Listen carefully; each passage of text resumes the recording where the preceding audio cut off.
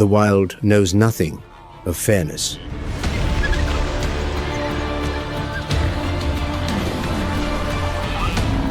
Nature takes no one's side.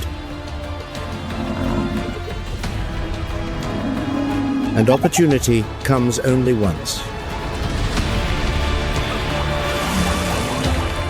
Only strength decides fate. The wild worships only the strong. Welcome to WildVerse, where we explore the most magnificent mysteries of the natural world.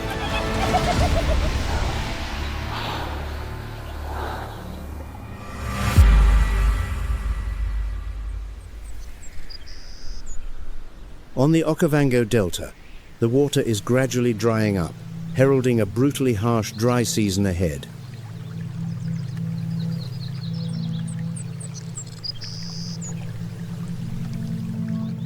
To escape the scorching heat, the hippo herd is forced to crowd together in the few remaining shallow pools.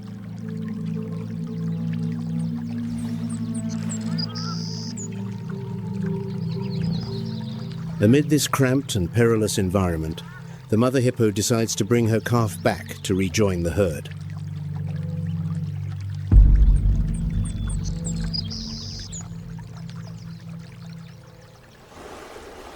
The moment she steps into the water, the mother hippo is immediately confronted by the massive dominant bull blocking her path.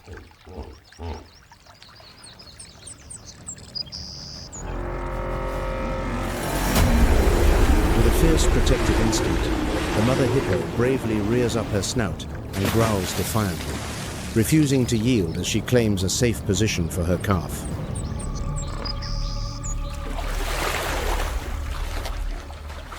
However, the real threat comes from another hippo within the herd, none other than the mother hippo's own older offspring from the previous litter, bearing battle scars all over its body. Driven by curiosity or jealousy, this larger hippo suddenly and aggressively lunges forward, biting and shoving the young calf underwater.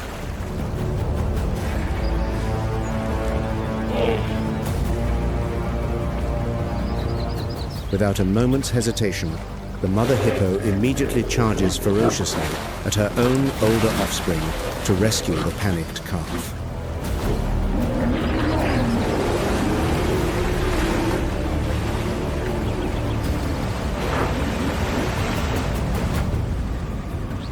After the tense confrontation, the mother hippo is forced to lead the calf to the outskirts of the herd to ensure absolute safety.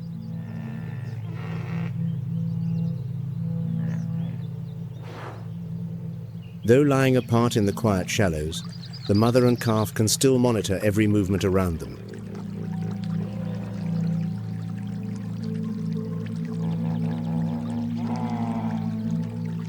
Despite their sluggish and gentle appearance, hippos are in fact one of the most dangerous species in Africa.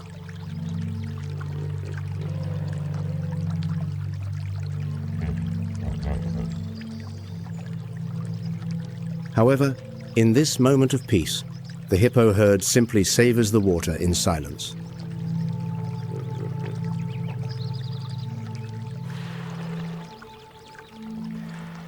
Leaving behind a rare portrait of tranquility on the savanna before the true life and death confrontations begin,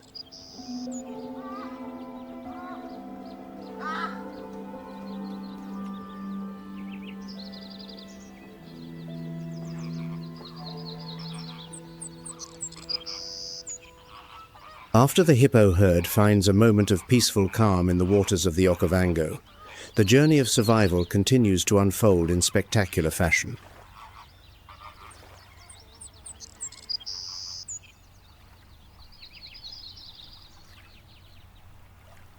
Leaving the waterways of the Okavango, the journey heads eastward across Africa to Lake Bogoria, nestled along the Great Rift Valley where violent geothermal activity persists to this day.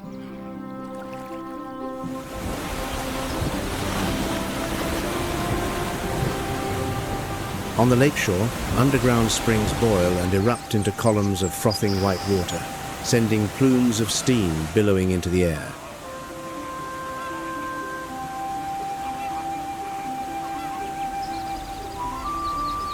Against this harsh and ethereal backdrop, flamingos still congregate in numbers, reaching into the millions on the alkaline lake surface.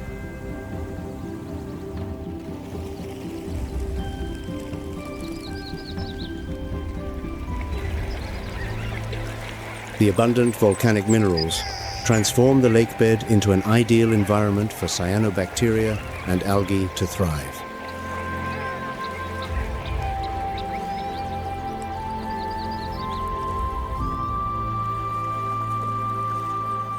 It is this rich food source that draws millions of lesser flamingos, blanketing the water in a dazzling sea of pink.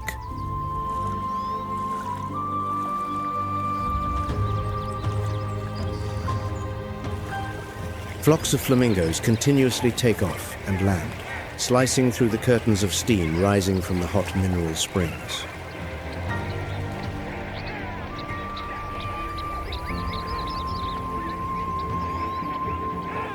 When breeding season arrives, the flamingos begin performing an extraordinarily unique collective courtship ritual.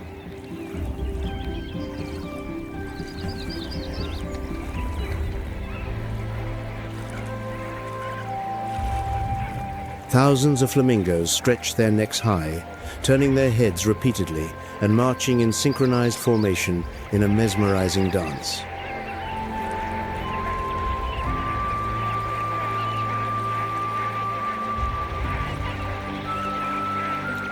The cohesion and rhythm of this collective dance helps flamingos find mates as quickly as possible.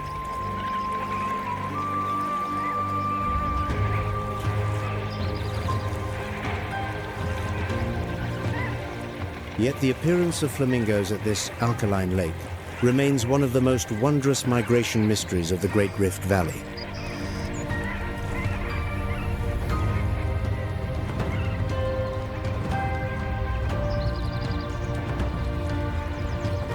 Depending on unpredictable fluctuations in the lake's water level, the lesser flamingos may suddenly take flight en masse, vanishing completely into thin air.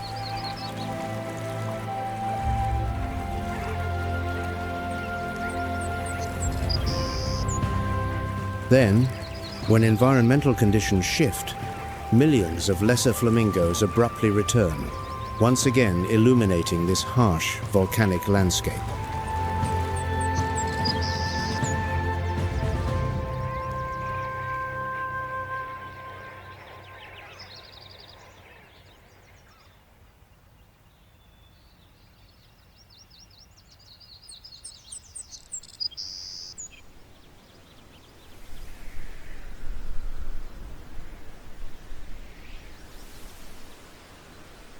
Leaving behind the dreamlike pink hues of the alkaline lake, the Serengeti savanna opens up ahead 12,000 square miles of grassland stretching to the horizon.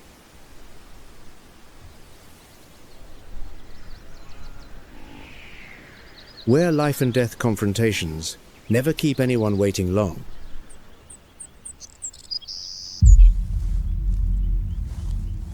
On the sun-drenched savanna, lions do not choose the strongest prey.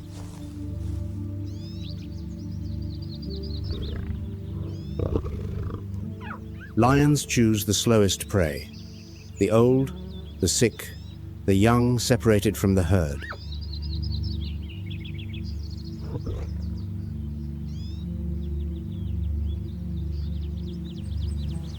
The predator's selection, ironically enough, makes the prey herd stronger with each passing generation.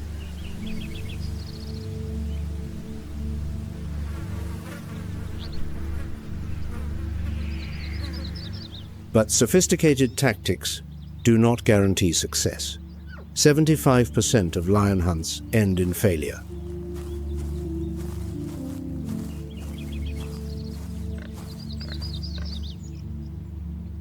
And the clearest proof of those failures often comes from a species that appears clumsy, yet carries within it a masterful survival instinct.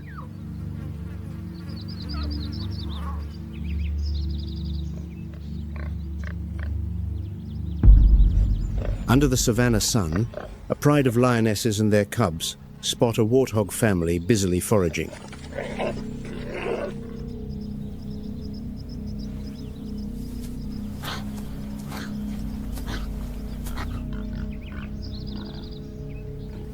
Sensing imminent danger, the mother warthog instantly sounds the alarm,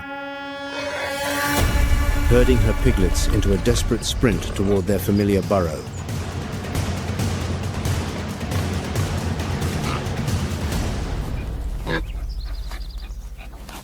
The warthog's trademark cunning is to always back into the burrow rear first, pointing its curved, razor-sharp tusks outward to form a solid defensive shield right at the entrance.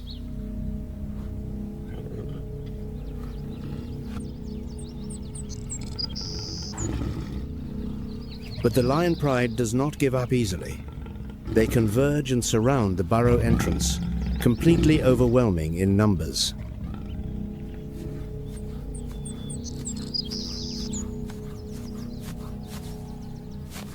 With innate patience and strength, the lionesses begin using their paws to claw and dig through the hard-packed earth, determined to drag the warthog family out of their shelter.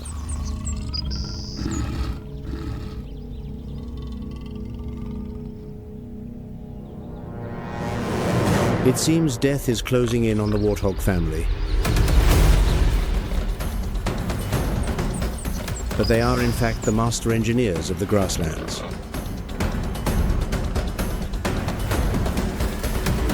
Seizing the moment while the lion pride focuses all its attention on the main entrance, the warthogs suddenly burst through the earth from the side tunnels.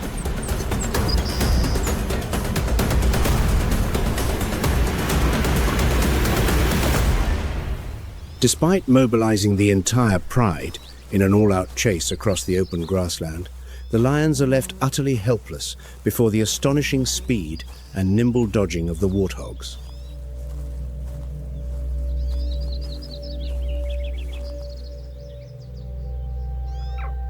The siege that seemed like a guaranteed victory for the lion pride ultimately ends empty-handed.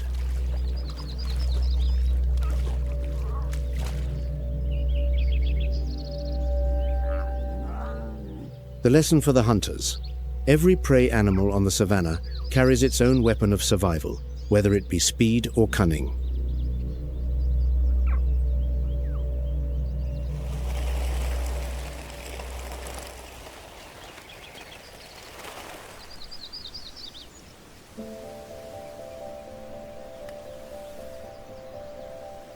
In stark contrast to the lion pride's empty-handed outcome against the warthog's cunning,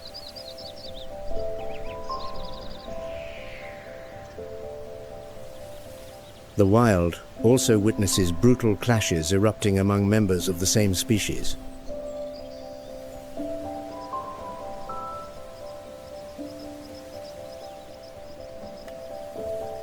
Leaving behind the underground burrow systems, the journey takes us to sheer basalt cliffs, where a troop of hamadryas baboons has taken refuge high above.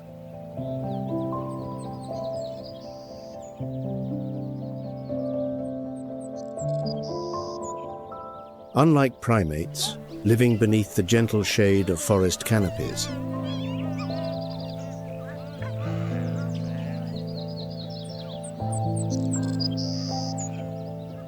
hamadryas baboons have built an extraordinarily complex and ruthless hierarchical society right on treacherous terrain.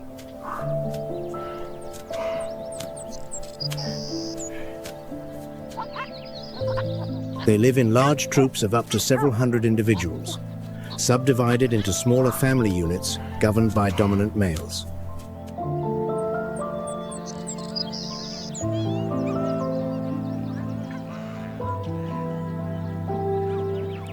Each morning, the hamadryas baboon troop collectively leaves the safety of the cliffs to begin foraging on the arid ground below.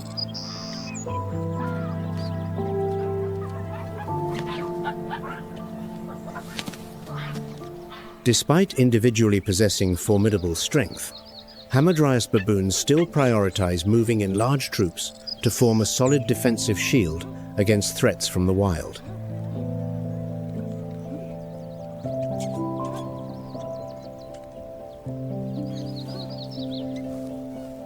With over 1,000 individuals potentially gathered in this area, a large-scale territorial war is inevitable.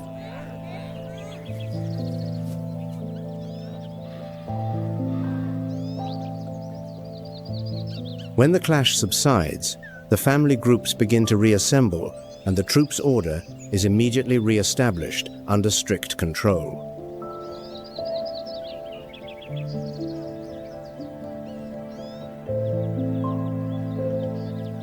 On these harsh cliffs, herd cohesion and rigid internal discipline are the only weapons that allow Hamadryas baboons to survive successfully.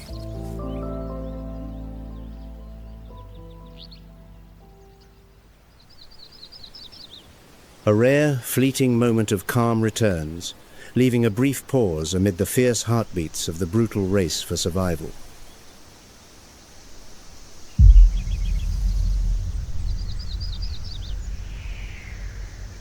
As the midday sun begins to scorch the earth, the savanna opens up for an entirely different survival strategy, where speed is the weapon that decides everything.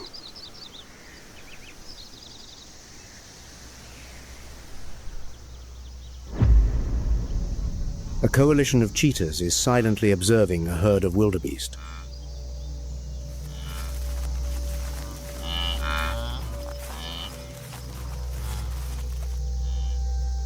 Hunting oversized prey is typically a lethal risk that most cheetahs avoid entirely.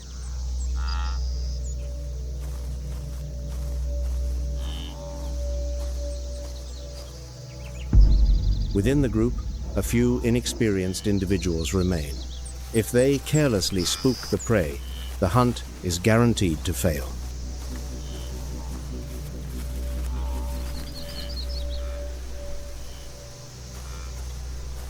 Knowing this, they obediently stay behind, surrendering the life or death front line to the single most experienced cheetah.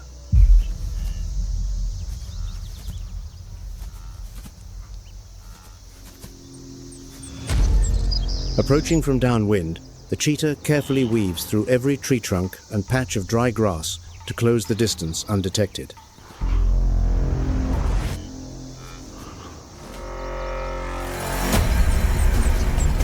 When the moment arrives, the cheetah's body uncoils like a spring and launches forward. Its terrifying acceleration allows the cheetah to rocket to 60 miles per hour in under 3 seconds. It reaches maximum velocity before the wildebeest herd even realizes death is bearing down on them.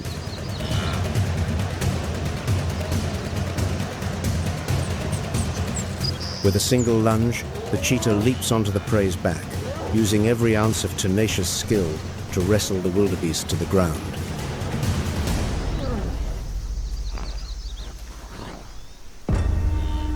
Just one kick or one stomp from the heavy wildebeest would be enough to end the cheetah's life.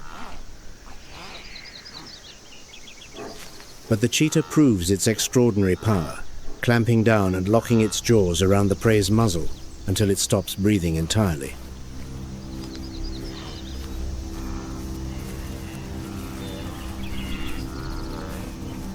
Only then do the others timidly step forward to share in the well-earned feast.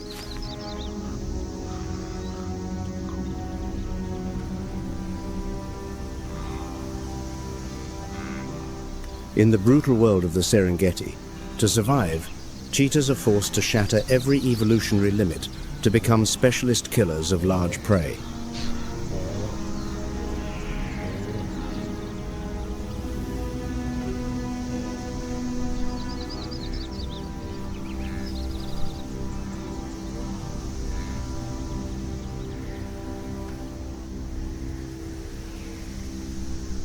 In complete contrast to those high-speed, energy-burning chases,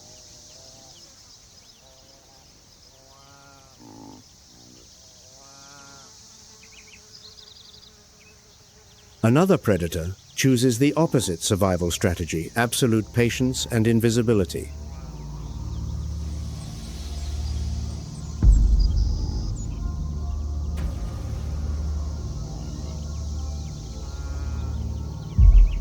A leopard silently presides atop a termite mound, surveying the world it intends to conquer.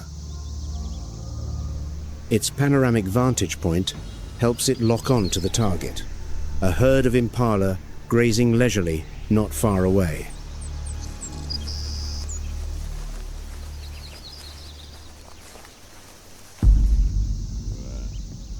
The leopard is the ultimate solitary hunter of the savanna kingdom.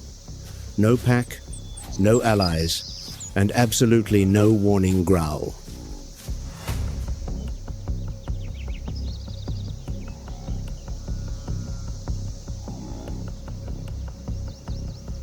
Its lethal advantage is not explosive speed from the very first second, but the ability to blend completely into the surrounding environment.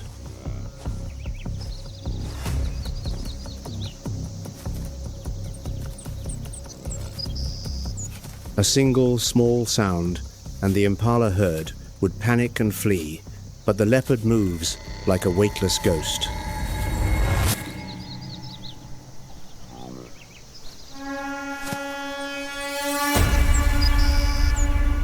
When the prey has entered the kill zone, the silence instantly detonates. The leopard bursts from its hiding place.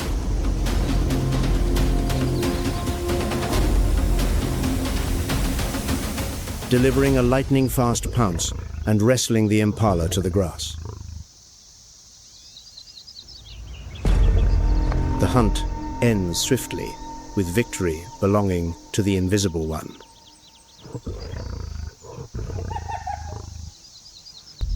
However, on a savanna teeming with competition, bringing down the prey is only half the battle. Keeping it is the real test.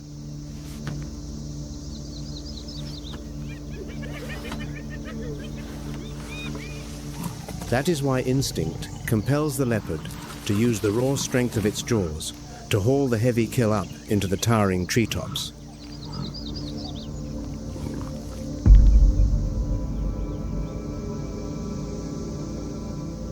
This arduous behavior exists because of one singular pressure, the brutal thievery of spotted hyenas.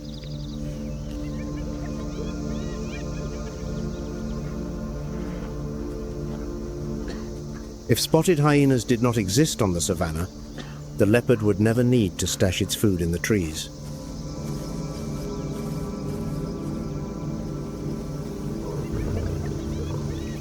It is the relentless threat from spotted hyenas that has forced the leopard to evolve into the savanna's only arboreal predator.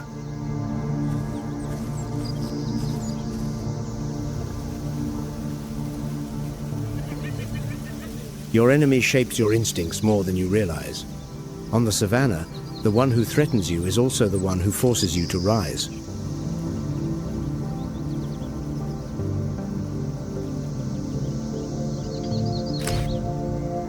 But if speed belongs to the cheetah,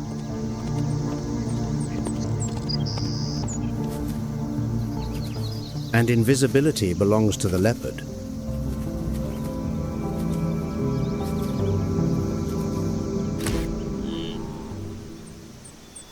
then across this vast, sun-drenched grassland, another hunter possesses a weapon more ruthless than all the rest: endurance and absolute pack unity.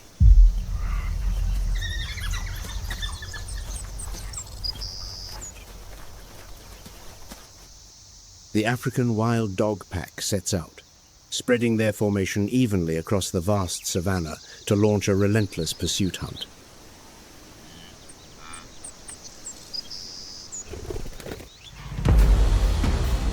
The target this time is a panicking wildebeest, fleeing for its life.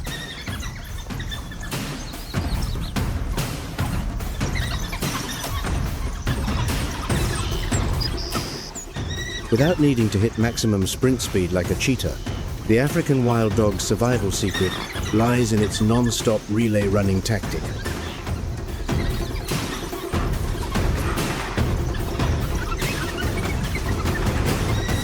The moment the lead dog begins to tire, the next one surges forward to take its place, continuously maintaining suffocating pressure on the prey.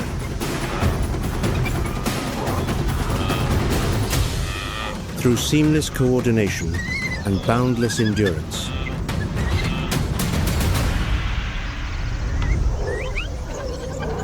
the African wild dog pack successfully subdues the prey right on the open grassland. With a hunting success rate exceeding 60%, the highest on the savanna, they prove that teamwork is the pinnacle of the art of survival.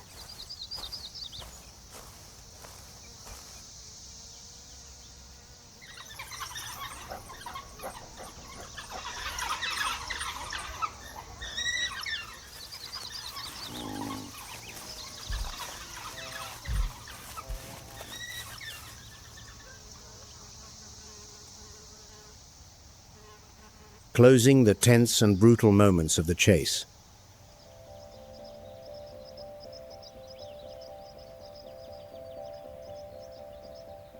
The African savanna seems to breathe a sigh of relief, returning to a quiet and serene space.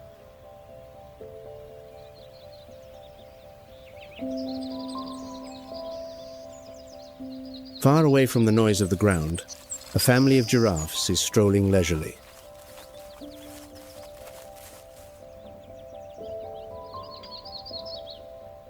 With an outstanding height of up to nearly 19 feet, giraffes are gentle giants.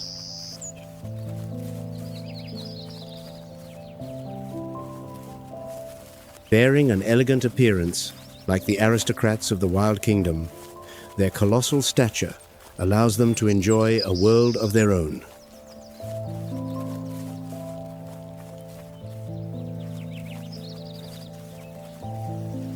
Where there is no fierce competition for food like low-level herbivores,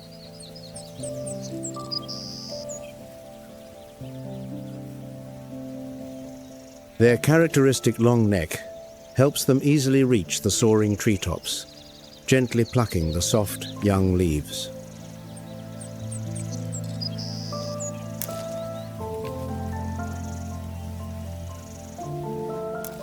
Their long tongue skillfully wraps around each layer of leaves without being hurt by the sharp thorns.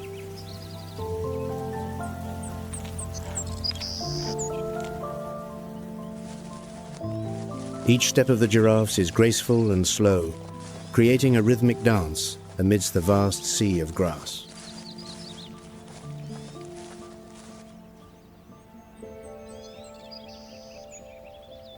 Even when bending down to drink water, an action requiring extreme caution, they still maintain an incredibly calm demeanor.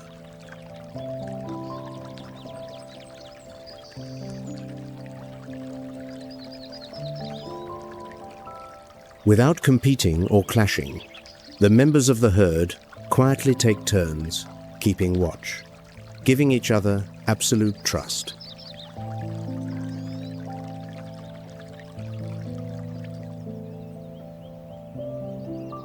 The presence of the giraffe family gathered around the canopy creates a beautiful picture, in complete contrast to the hectic pace of survival around them.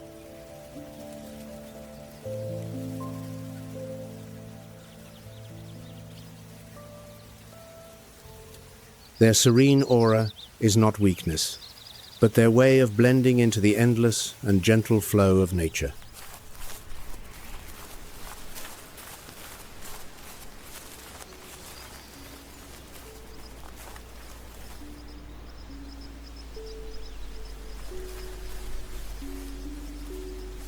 Sharing that same peaceful atmosphere right beneath the feet of the giants.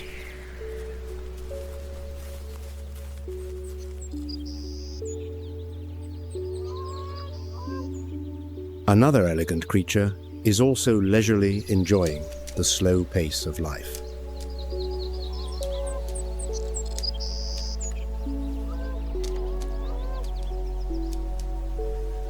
The flock of grey-crowned cranes appears with brilliant plumage, adorned with a bright golden tuft of feathers on top of their heads like an authoritative crown.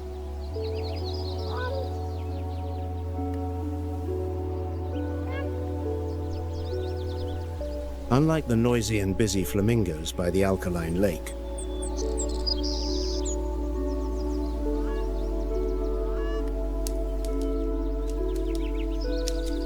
The grey-crowned cranes choose a more free and silent life on the savanna.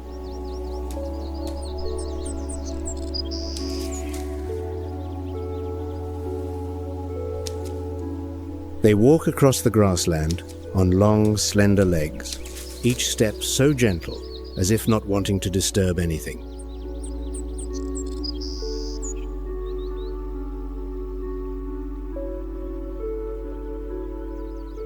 The pair of grey-crowned cranes always accompanies each other as a symbol of bonding, leisurely searching for grass seeds and small insects hidden in the brush.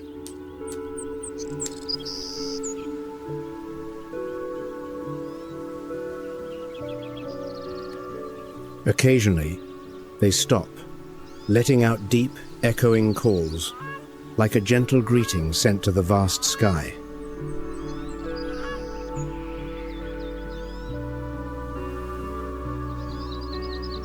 The grey-crowned cranes perform highly artistic courtship dances.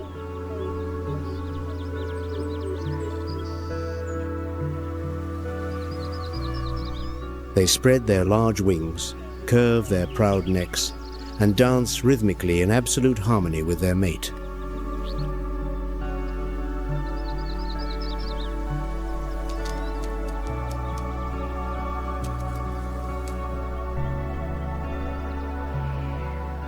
There are no thrilling chases, no bloodshed or threatening growls.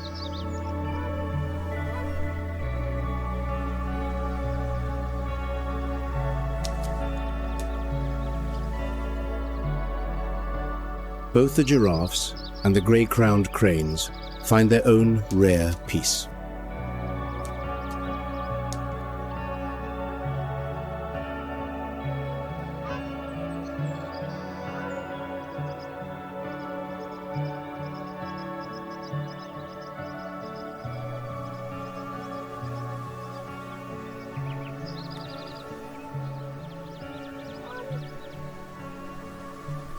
Yet, the gentle serenity of the giraffe family, or the dance of the grey-crowned cranes, is never eternal in a land where life and death always go hand in hand.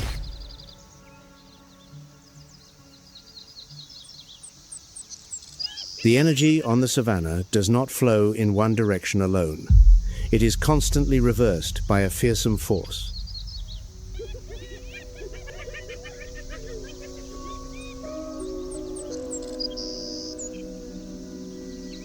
Beneath the sunlight filtering through the grass blades, a clan of spotted hyenas silently watches every movement on the savanna.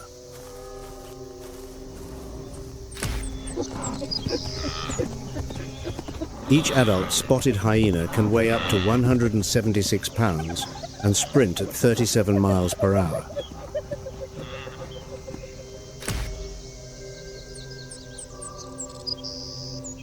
Contrary to common misconception, spotted hyenas are extraordinarily successful hunters and rank among the most efficient predators in all of Africa.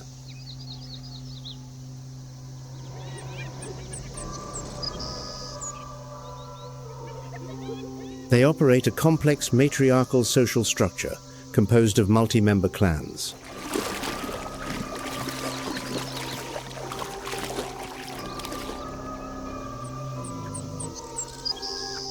Where the dominant females hold supreme power and pass down their royal status to the next generation.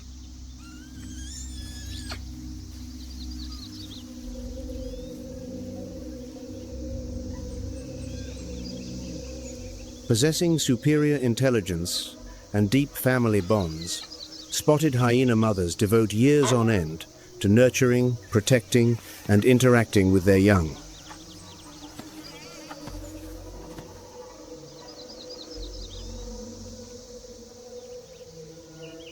But on the battlefield, it is collective, coordinated warfare that transforms a spotted hyena clan into a living nightmare.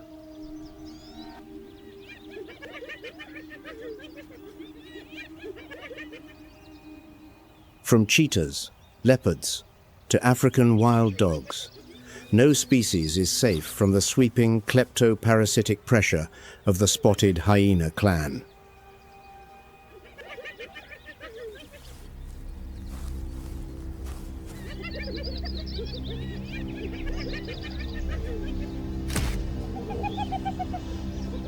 When they rally sufficient numbers, spotted hyenas will readily encircle and drive an entire lion pride away from its kill.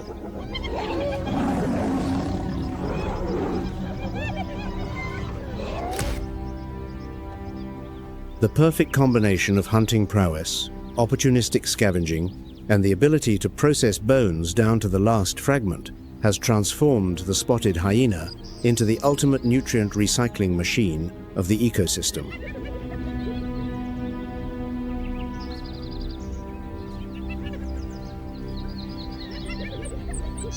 A creature that embodies strength, resilience, and sacred maternal devotion, truly deserving of the title of queens reigning over the wild.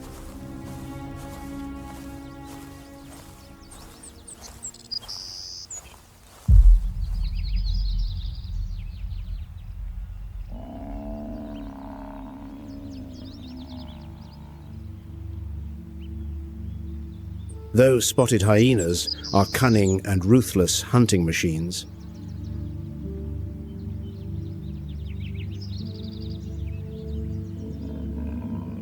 on the Serengeti savanna, there are still creatures that never submit to their siege tactics.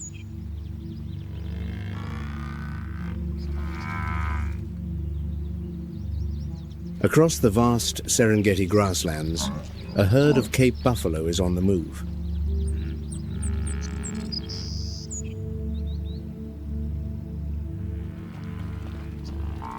Cape buffalo carry within them unparalleled power.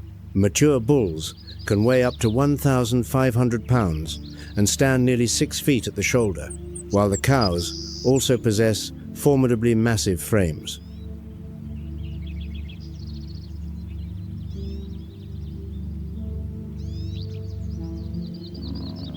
Most fearsome of all is the head, bearing a fused horn boss spanning nearly 5 feet wide, forming a solid bone shield that protects the entire skull.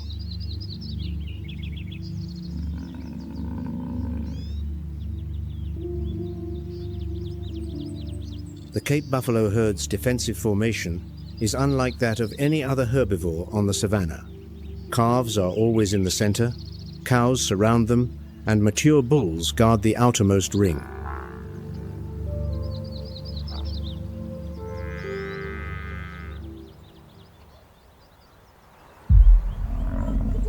However, in one fleeting moment, a mother buffalo and her calf are accidentally isolated from the main formation.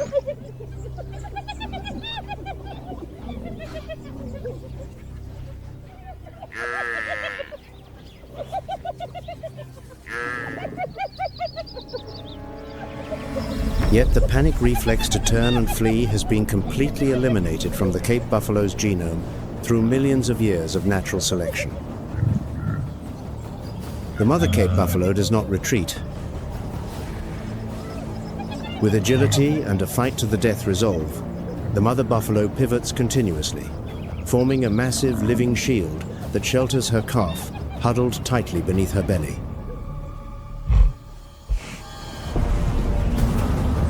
Receiving the distress signal from the distance, the entire buffalo herd comes thundering in like a tornado.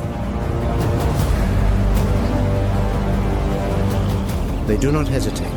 Their formidable formation with those deadly horns charges straight into the siege to reinforce the mother and calf.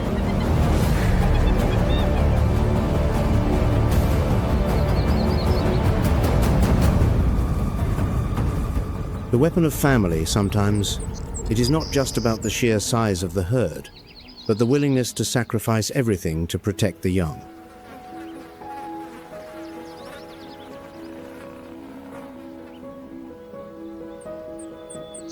That is the priceless weapon that forces even the most tenacious predators on the savanna to back down in retreat.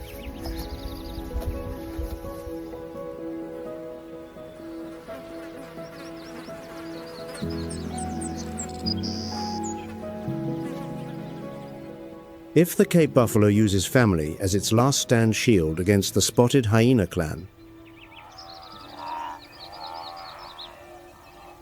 then across the vast savanna, Another survival strategy operates through sheer numbers and journeys spanning thousands of miles.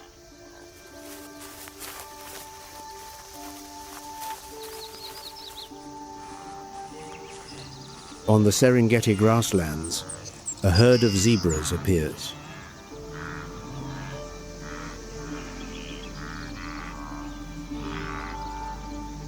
Possessing extraordinary navigational ability, the zebra herd strides across the parched grass to enjoy their meal.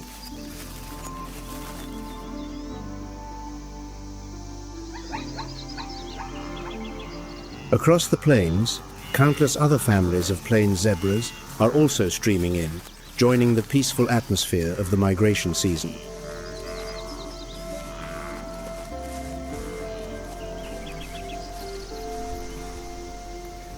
Within the herd, a pregnant plains zebra mare has endured a long and arduous journey to be here.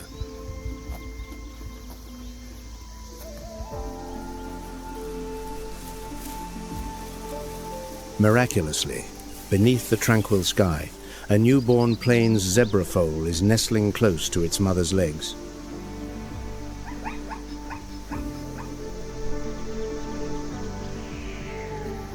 The mother plains zebra leisurely grazes on the nutrient-rich grass to produce enough milk to nourish her tiny new life.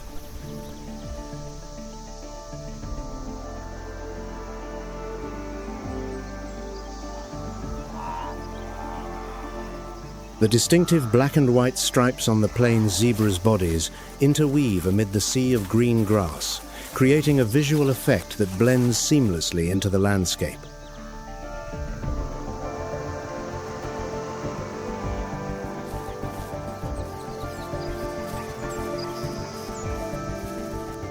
Combined with their exceptionally sharp eyesight, the plains zebra herd easily monitors every disturbance around them to keep each other safe.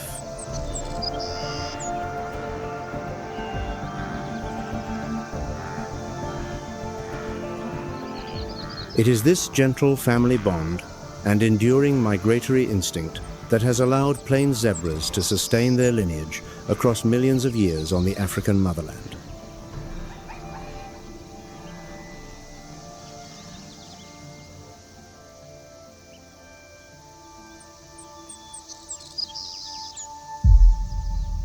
In the sun-scorched wilderness, another brutal survival battle begins.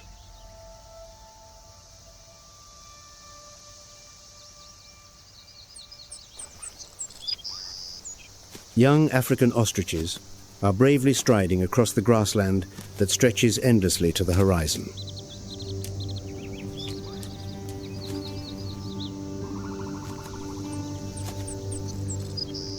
The African ostrich is the largest bird on the planet, standing up to 9 feet tall and weighing over 300 pounds, towering like a lighthouse amid the sea of wild grass.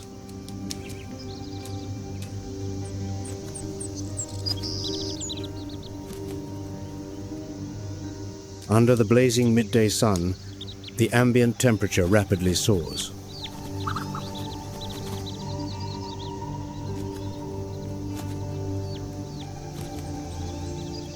To shield the chicks from the scorching sunlight, the African ostrich patiently spreads its wings wide, casting a canopy of shade for the young ones to huddle beneath.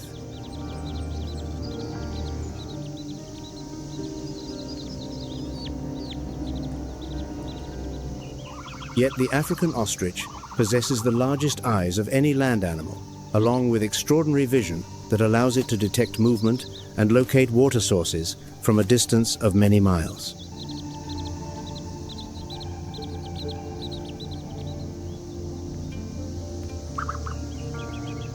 Never fooled by mirages, the ostrich family perseveres in leading the chicks to a freshwater spring welling up from the parched earth.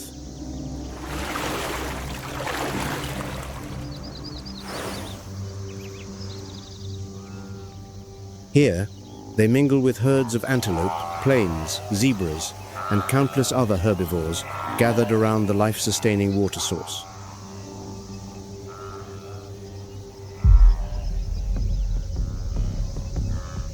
And when a predator appears, rather than panicking and fleeing or charging into a brutal fight, the African ostrich maintains a surprisingly calm composure.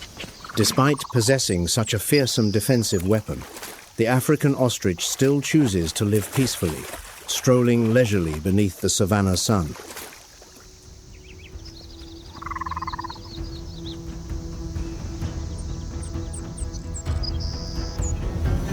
The ostrich's serene presence offers a gentle respite, a moment of calm amid the brutal portrait of survival in the wild kingdom.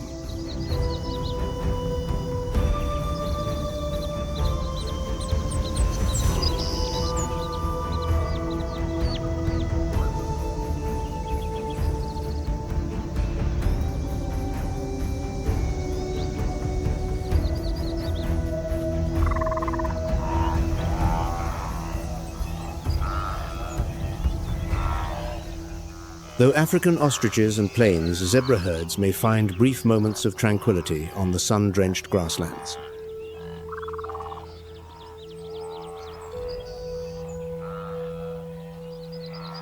The survival journey of herbivores across the savanna kingdom has never paused before its deadly traps.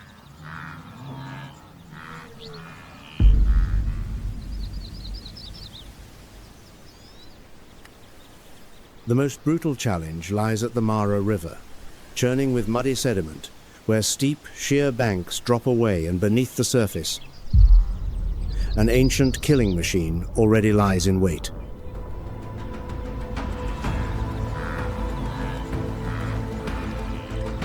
The Nile crocodile, a colossal reptile reaching up to 16 feet long and weighing over 1,100 pounds,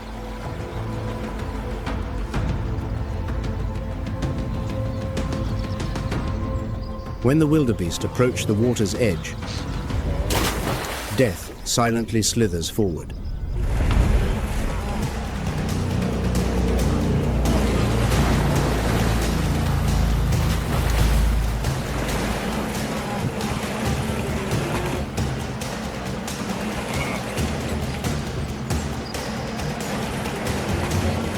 With a single lightning-fast lunge, the crocodile rockets out of the water and locks its jaws around the victim.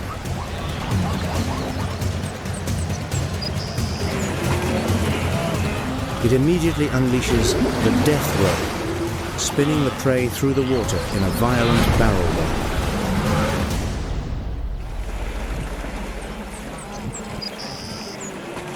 This is the most ancient killing technique still in existence on the planet, belonging to a perfect ambush predator, so refined that it has needed no improvement over the past 80 million years.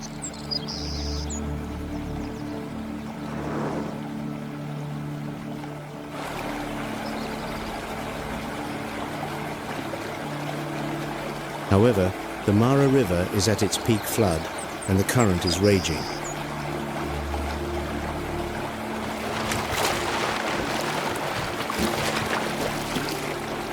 Sometimes, the sheer force of the waves crashing against the rocky rapids throws the crocodile off balance, causing it to lose its grip and allowing a fortunate young wildebeest to scramble to safety on the bank.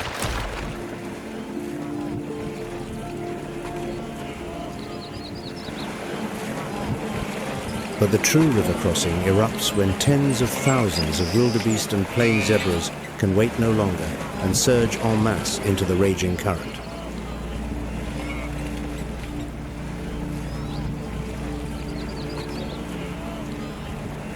The river surface explodes in white foam, the thunderous crashing of water and the panicked cries of the wildebeest echoing across both banks.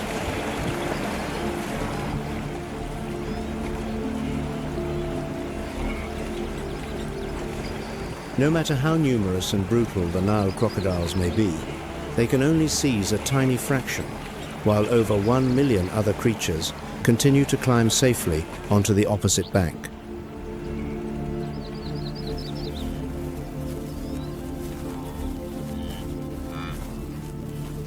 The wildebeest's hidden weapon is not its horns.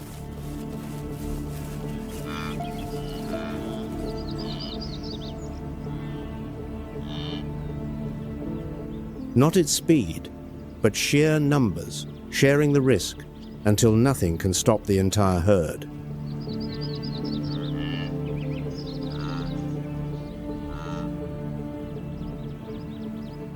That is not idealism. That is the mathematics of survival.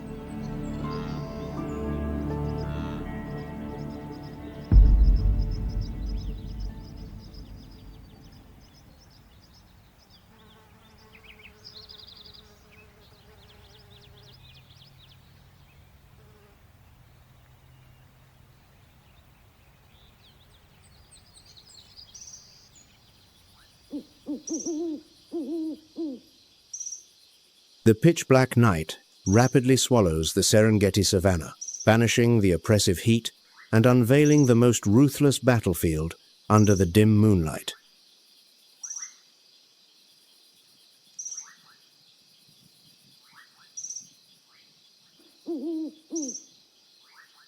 While most other predators must rest, the lion pride continues hunting through the night thanks to a special reflective layer behind the retina.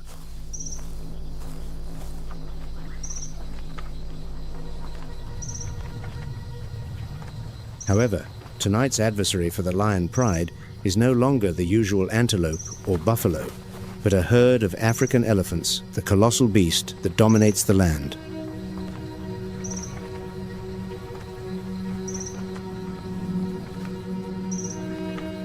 Under normal circumstances, lions very rarely confront African elephants, but in the most desperate times, it is the only option for survival.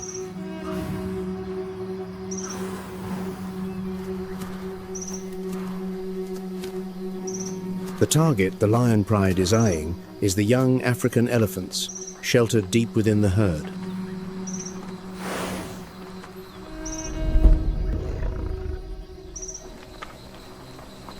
Sensing danger lurking in the darkness, the adult African elephants immediately lock their formation tight, forming an impenetrable grey wall to shield the young.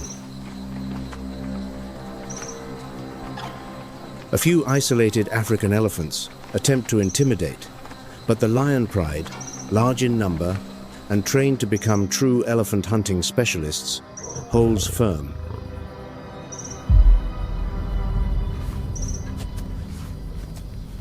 They patiently shadow the herd, continuously harassing and exploiting the cover of darkness to fracture the African elephant's attention. When one African elephant missteps and separates from the herd's protection, the lion pride instantly seizes the moment and surges forward with full force. Using their numerical advantage, the lions take turns charging in and using their combined body weight to bring the elephant crashing to the ground.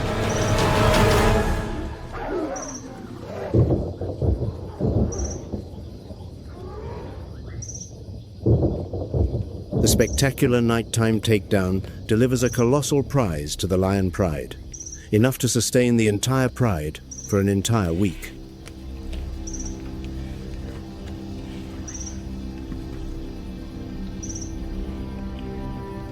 This tenacity and ruthless tactical prowess prove that, when darkness falls, the lion remains the undeniable true king of the wild kingdom.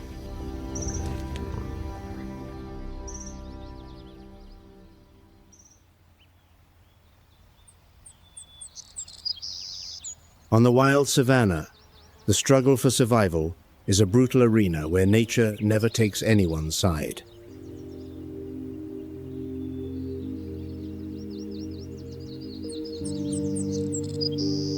The hunters ceaselessly refine their killing skills, from the explosive speed of the cheetah, the absolute stealth of the leopard,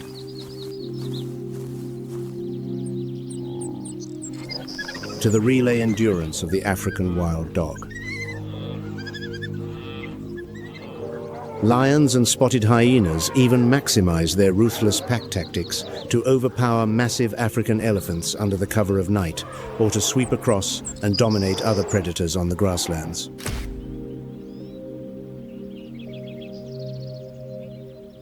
Yet the laws of nature have proven that prey does not merely flee.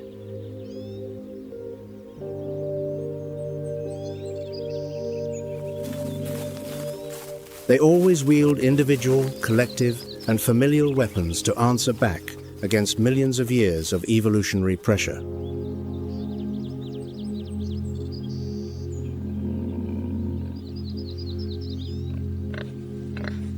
The warthog's cunning exploitation of its burrow system and the Cape buffalo's ironclad family shield defense have time and again forced even their fiercest enemies to retreat. Meanwhile, wildebeest and plain zebras operate a survival strategy of strength in numbers, using mathematics to distribute risk when facing the ancient killing machine of the Nile crocodile.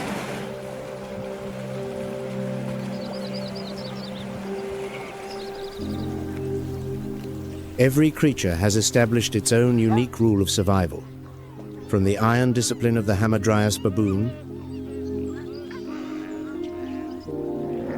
the bravery of the hippopotamus, the vigilant instinct of the African ostrich, to the wondrous migrations of the flamingo.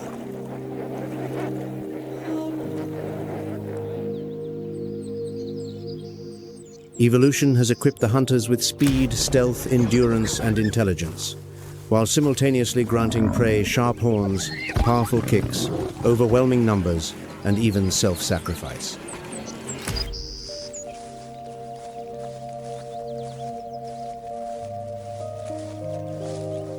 This survival arms race has raged for millions of years across the face of the earth, yet the line between winner and loser has never been absolute.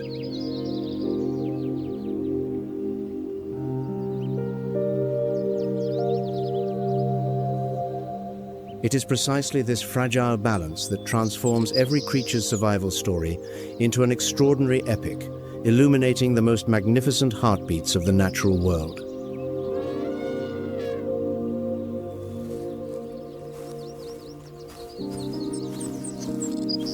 Thank you for journeying with WildVerse to listen to the magnificent heartbeats of nature.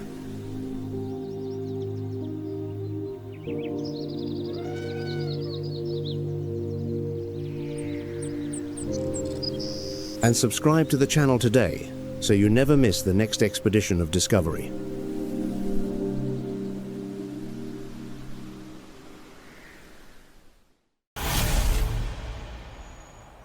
Dawn has yet to graze the acacia canopy, but atop a termite mound rising 3 feet above the plains, a silhouette already stands motionless. The topi, the first sentinel of the Masai Mara.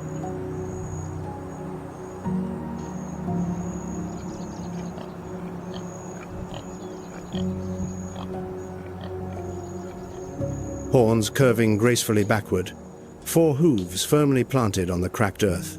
Its eyes slowly sweep across the sun-bleached stalks below.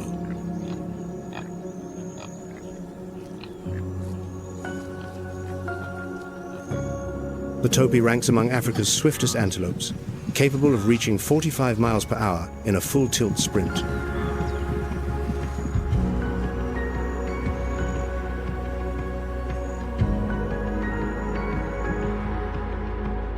Yet velocity is not its sole advantage. Laterally positioned eyes grant nearly 360-degree vision, the reason an entire herd entrusts its survival to a lone individual on a mound.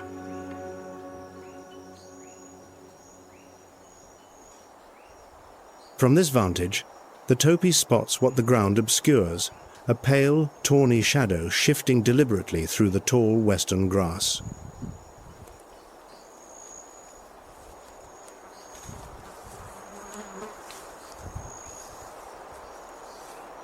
A lioness.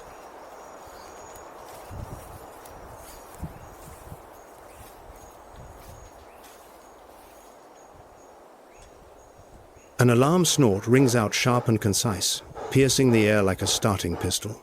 The herd erupts, scattering in every direction within an instant.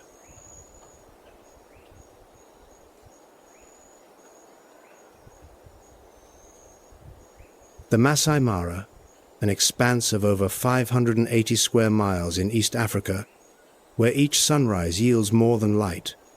It ignites the eternal clash between predator and prey.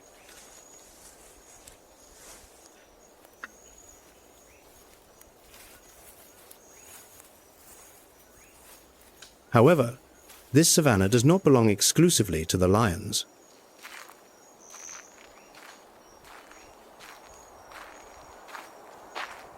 Every inhabitant here, from a vigilant topi atop a mound to an ostrich delivering a skull-shattering kick, possesses a unique survival protocol forged in blood and instinct.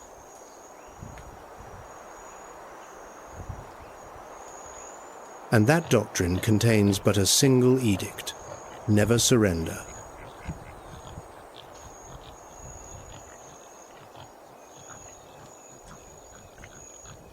For the topi, every surviving day carries the weight of a generation. Females ovulate for merely 24 hours each year, and calves must stand and run within 15 minutes of birth.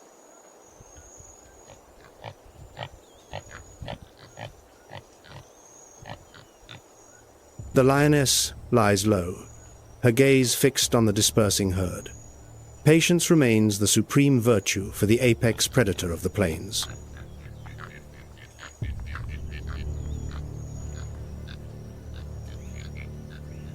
The savanna waits for no one. As the sun climbs, the battle for survival between fangs and hooves enters its most ruthless phase.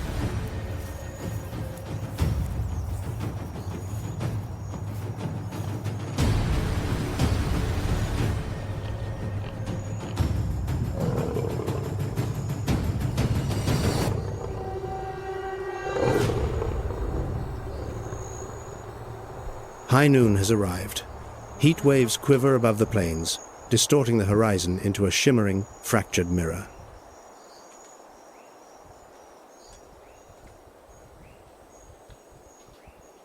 A pride of lionesses, all blood-related sisters, has reconvened under the shade after hours of dispersal.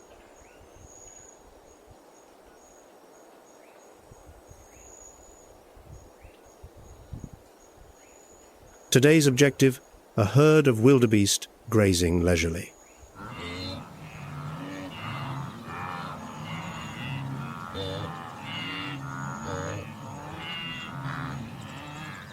A diurnal het is a lion's greatest gamble. The terrain is utterly exposed, lacking shadows, allowing prey to detect movement from hundreds of yards away.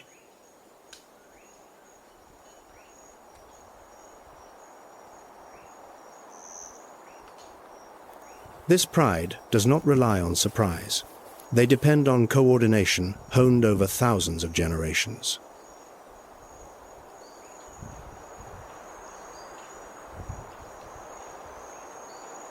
The pride splits into two flanks. One circles wide to the left, another closes in from the right. It is a pincer movement, a strategy each lioness has memorized since her maiden hunt.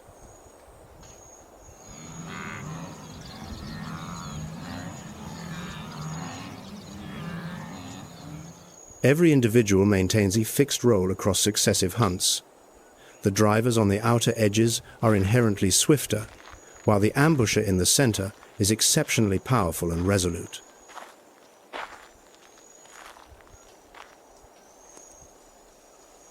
Both flanks press inward, suffocating the prey's escape routes. The central lioness lies perfectly still in the grass, awaiting the decisive moment.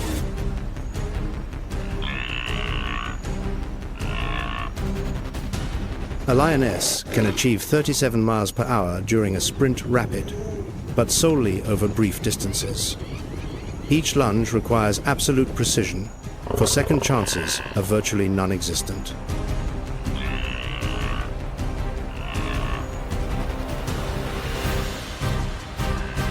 Yet one individual veers off course. A hesitation of less than a second is enough for the central ambusher to intercept. Jaws lock tightly around the windpipe.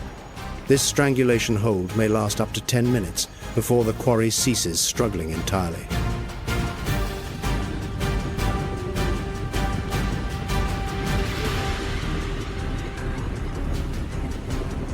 A solitary lion succeeds in roughly 17% of its hunts. However, utilizing coordinated pack tactics beneath the glaring sun doubles that rate, though a guarantee remains elusive.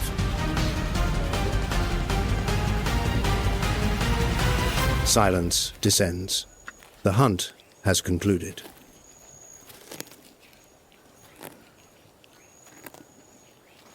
The pride gathers around their prize.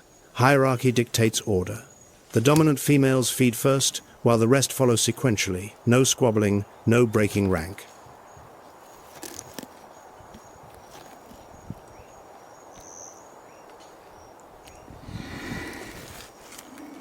Yet dining under the harsh sun exacts a toll. A large carcass on the open plains is visible from miles away, and every scavenger on the savanna has registered the summons.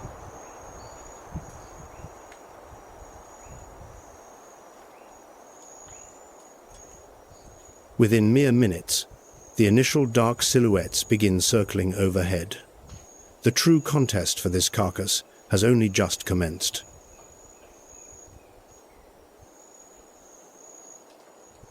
Out on the open plains, no meal belongs solely to the victor. Savanna law demands that every fallen beast nourish far more mouths than the one that dealt the killing blow. But not every predator roaming the Masai Mara relies on overwhelming pack power.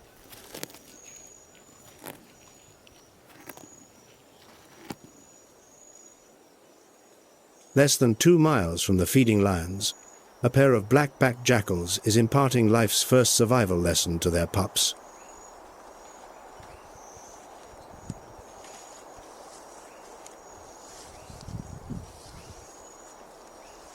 The black-backed jackal is among the rare carnivores that maintain a lifelong monogamous bond, a commitment broken only by death.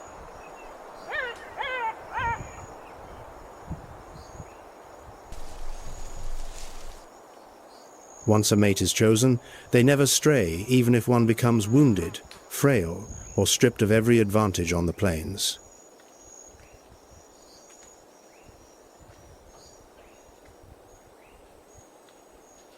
However, the duty of rearing offspring does not fall solely upon the parents.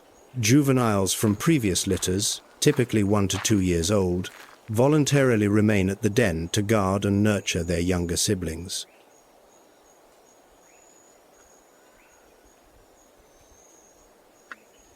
This cooperative breeding system is exceptionally rare within the mammalian kingdom, and it elevates offspring survival rates to astonishing levels compared to species reliant on solitary parents.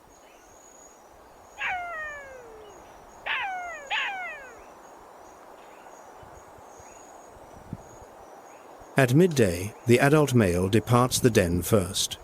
His target, a young Thompson's gazelle, concealed in the dry grass barely half a mile away.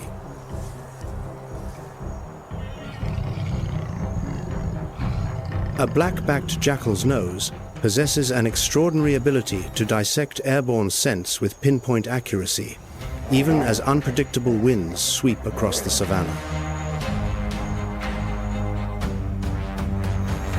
The hunt unfolds in absolute silence.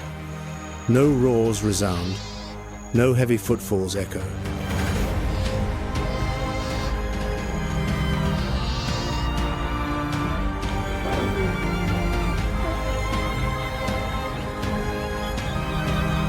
Nevertheless, dining on the spot is a luxury black-backed jackals never afford themselves. The sustenance must be transported back to the den, where the pups eagerly await every passing second.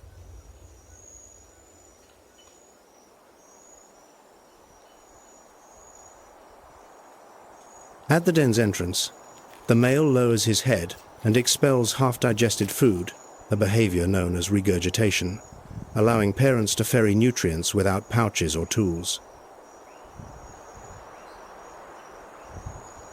The pups jostle for the meal amid high-pitched yips. The older siblings stand guard nearby, ears. In the black-backed jackal's realm, loyalty is not a moral virtue. It is the most effective survival strategy evolution has ever sculpted over millions of years.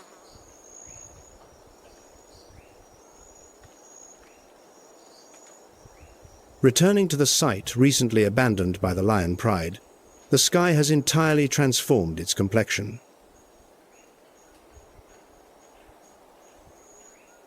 Dozens of broad, dark wings slowly spiral overhead, riding the thermal columns rising from the parched earth. The vultures have arrived.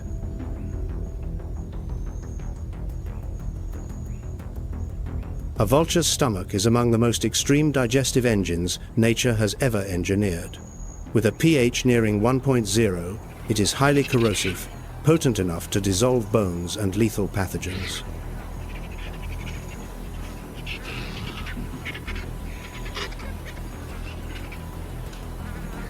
This hostile environment obliterates most deadly bacteria, including Bacillus anthracis, the cause of anthrax, and Clostridium botulinum, responsible for botulism, effectively turning the vulture's gut into a microbiological incinerator.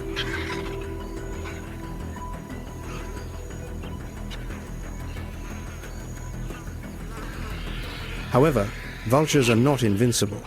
Should they ingest a massive concentration of preformed botulinum toxin from a decaying carcass, they can still succumb to severe poisoning.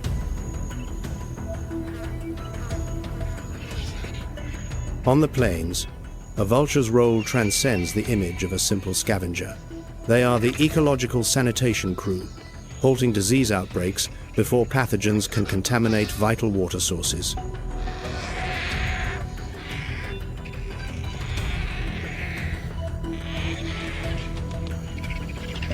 A flock of vultures can strip a large carcass clean in mere hours, exponentially faster than any microbial decomposition process nature could orchestrate.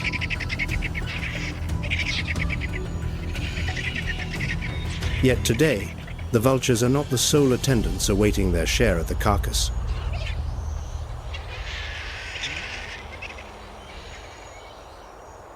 A tall, gaunt figure stands motionless at the edge of the fray, observing with unblinking eyes and a beak resembling a dagger.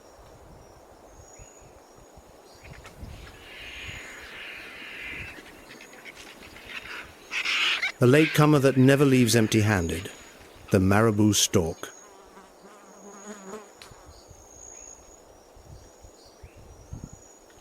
The marabou stork, the undertaker bird of the savanna, boasts a wingspan of up to 9.5 feet, ranking among the broadest of all living avian species.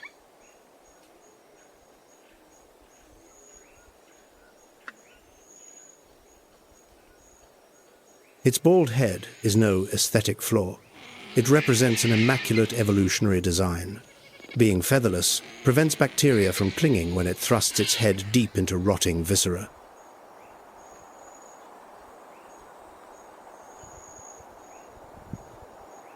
Beneath its neck dangles a pink gular sac, often mistaken for a food pouch. In reality, it serves to regulate body temperature and produce low-frequency vocalizations to attract a mate during breeding season.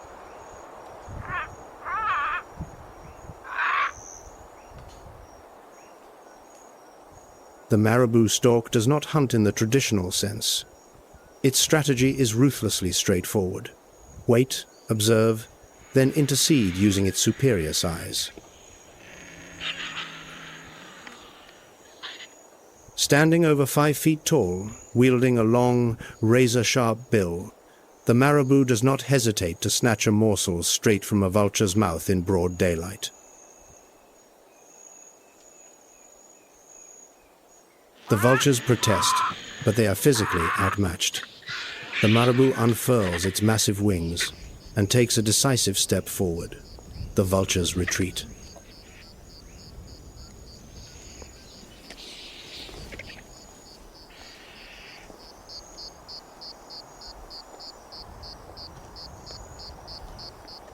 Out here, whoever possesses the larger frame typically claims the final bite, a simple yet immutable law.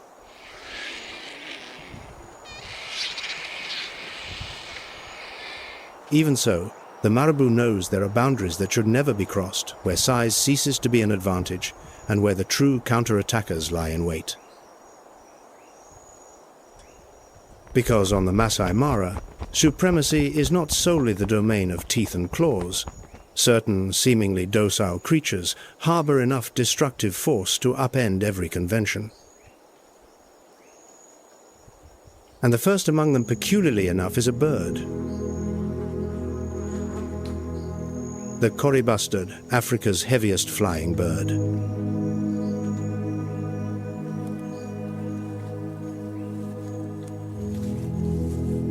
An adult male can weigh up to 40 pounds, boasting a 9-foot wingspan, a colossal frame that nature, by some miracle, still permits to lift off the ground.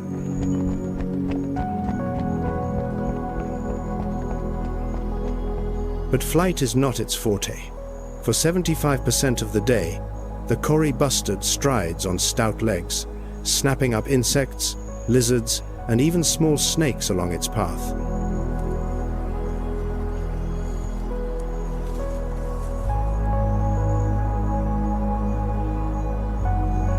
On the vast plains, a 40-pound bird walking on the ground sounds like a free meal for any prowling predator.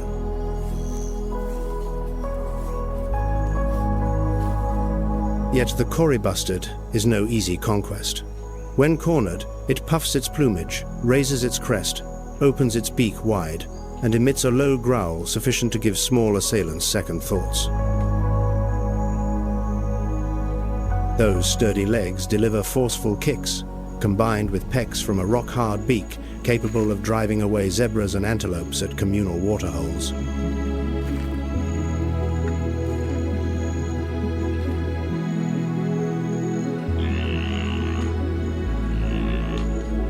The breeding season is when the Kori bustard reveals the full extent of the extraordinary spectacle hidden within its muscular physique. Males establish display territories on open ridges, a system known as an exploded leg, where each individual commands a private stage spaced hundreds of yards apart.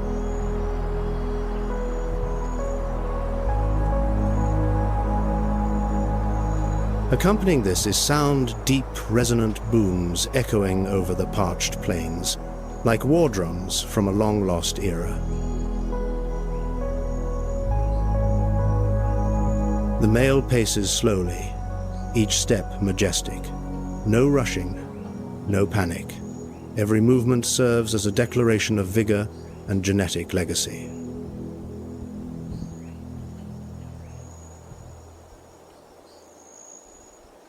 However, this breathtaking display is also when the Kori bustard is most vulnerable.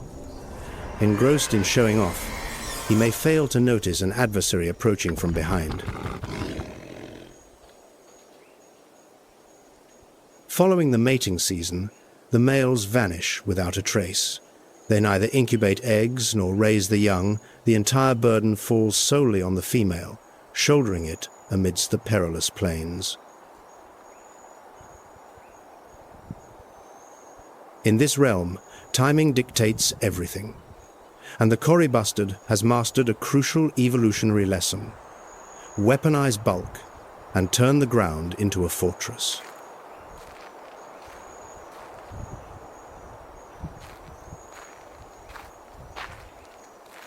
But if the Kori bustard is a bird that remains grounded out of necessity, another species has forsaken the sky entirely, transforming its legs into instruments of death. The common ostrich, the planet's largest avian species, and the swiftest bipedal creature nature has ever produced.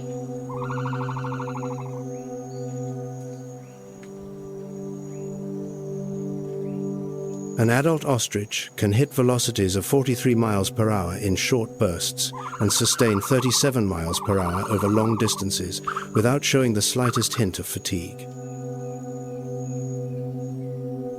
Each stride spans from 10 to 16 feet, making the ostrich an astoundingly enduring athlete, creation's most formidable bipedal evolution.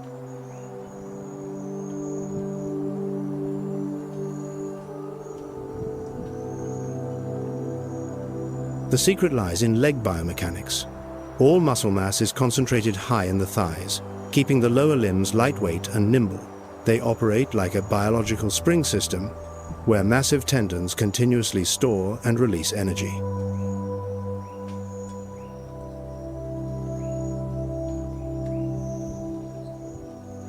Yet speed is merely their first resort. When backed into a corner, the ostrich ceases fleeing. The kick is directed solely forward and downward, but with a force estimated at up to 2,000 pounds per square inch, a single blow is enough to shatter the skull of any assailant. Even the lion, the savanna's supreme overlord, knows that confronting an adult ostrich head-on is a gamble where the wager could be its very life.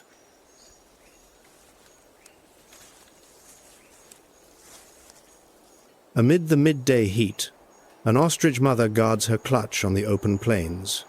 12 eggs, each weighing around 3 pounds, the largest in the entire avian world. The shell is so thick it requires a force equivalent to 40 pounds to breach a natural shield against most petty thieves on the savannah. The male stands several hundred feet away, looming nearly 9 feet tall, his eyes the largest of any terrestrial animal, methodically surveying every tuft of grass. A spotted hyena emerges at the edge of his vision. Its footsteps are unhurried but fiercely intentional, heading straight for the nest.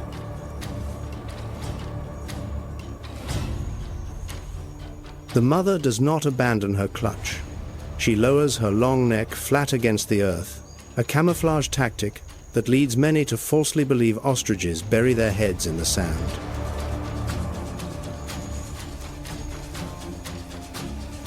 The hyena draws closer. 20 feet, 15, 10. The ostrich mother springs up.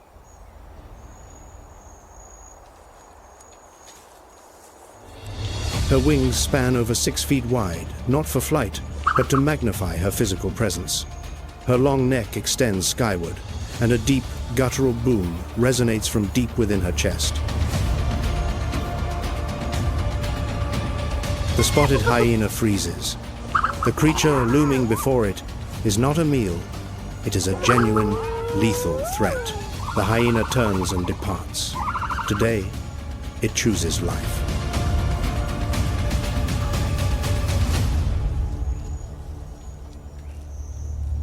The mother returns to her nest, folding her wings like a blanket over her eggs, the final bulwark between life and death beneath the midday sun.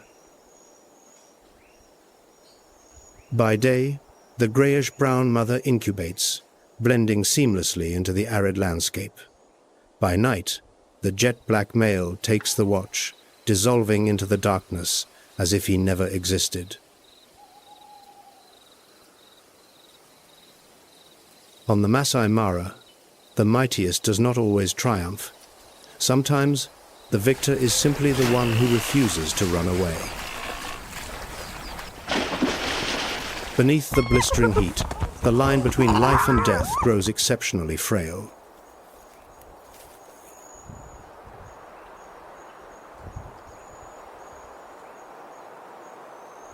Demise strikes silently.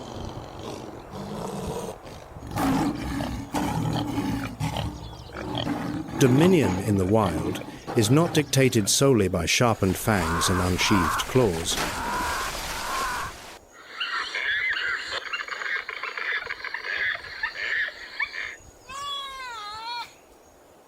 A desperate counterstrike can utterly crush a tyrant's skull.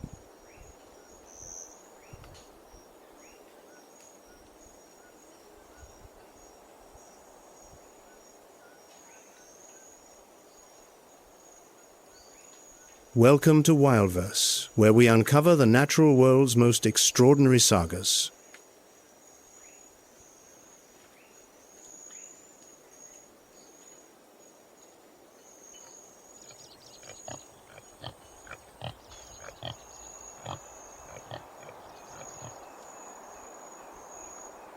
Dawn has yet to graze the acacia canopy, but atop a termite mound rising 3 feet above the plains, the silhouette already stands motionless.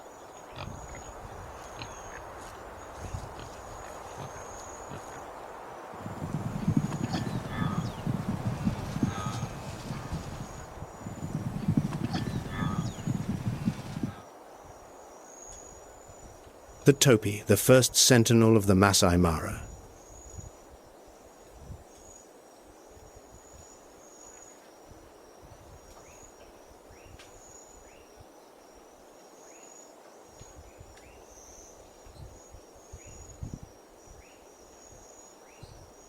Horns curving gracefully backward, 4 hooves firmly planted on the cracked earth. Its eyes slowly sweep across the sun-bleached stalks below.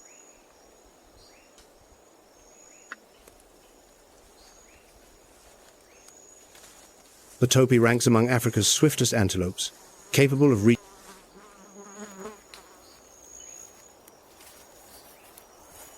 Yet velocity is not its sole advantage.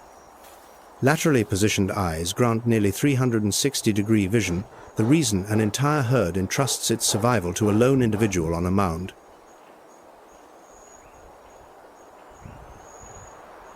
From this vantage, the topi spots what the ground obscures, a pale, tawny shadow shift.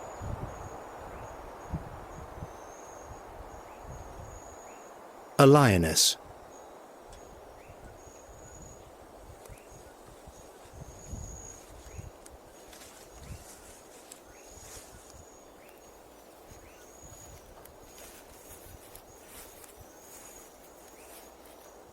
An alarm snort rings out sharp and concise, piercing the air like a starting pistol. The herd erupts, scattering in every direction within an instant.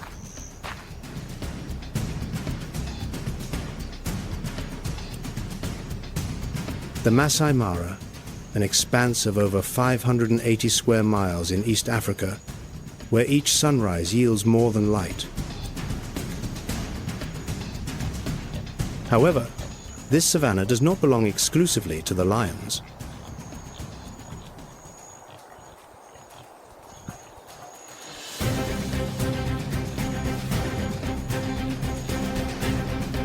Every inhabitant here, from a vigilant topi atop a mound to an ostrich delivering a skull-shattering kick, possesses a unique survival protocol.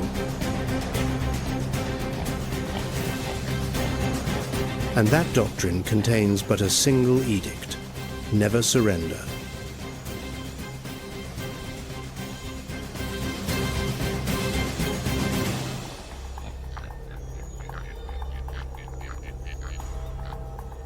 For the topi, every surviving day carries the weight of a generation.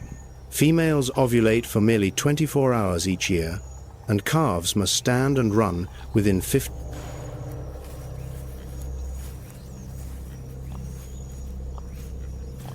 The lioness lies low, her gaze fixed on the dispersing herd.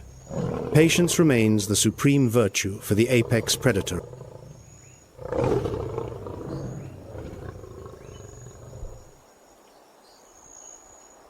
The savanna waits for no one.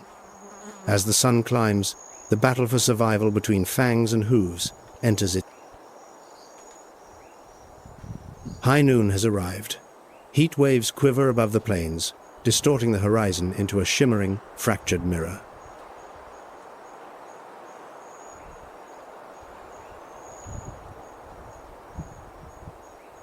A pride of lionesses, all blood-related sisters, has reconvened under the shade after hours of dispersal.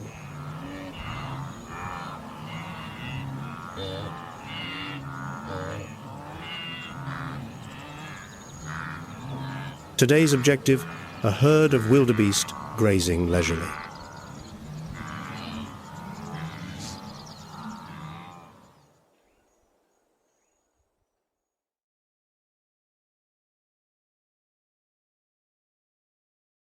A diurnal het is a lion's greatest gamble. The terrain is utterly exposed, lacking shadows, allowing prey to detect movement from hundreds of yards away. This pride does not rely on surprise. They depend on coordination honed over thousands of generations.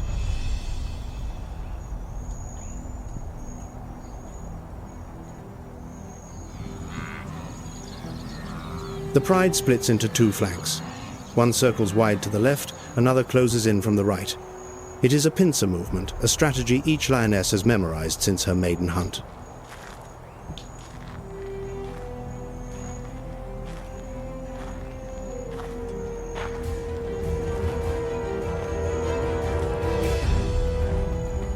Every individual maintains a fixed role across successive hunts.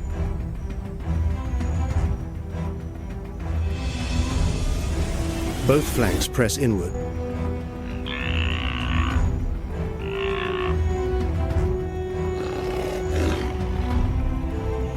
A lioness can achieve 37 miles per hour during a sprint rapid.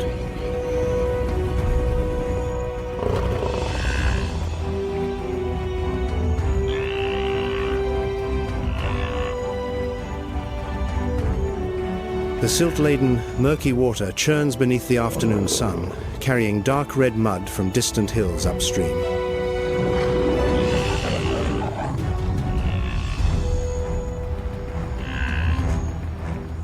Yet one individual veers off course. A hesitation of less than a second is enough for the central ambusher to intercept.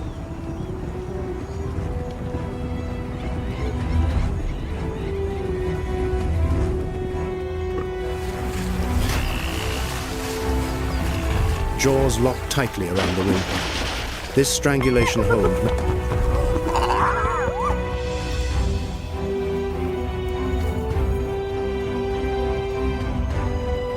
A solitary lion succeeds in roughly 17% of its hunts. However, utilizing coordinated pack tactics beneath the glaring sun doubles that rate, though a guarantee remains.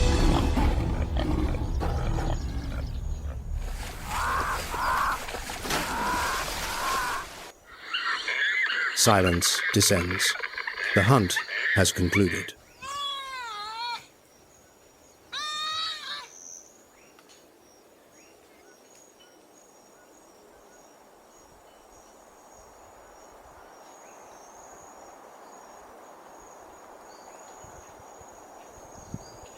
The pride gathers around their prize. Hierarchy dictates order. The dominant females feed first, while the rest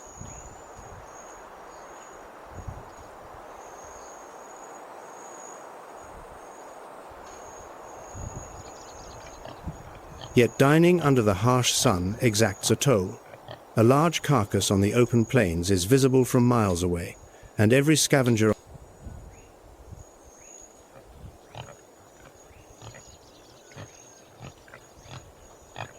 Within mere minutes, the initial dark silhouettes begin circling overhead. The true contest for this carcass has only just commenced.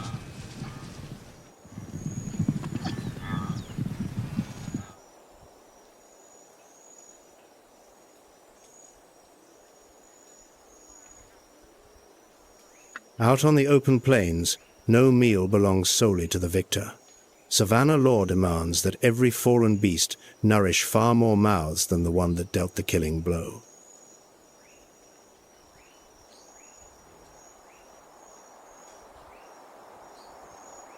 But not every predator roaming the Masai Mara relies on overwhelming pack power.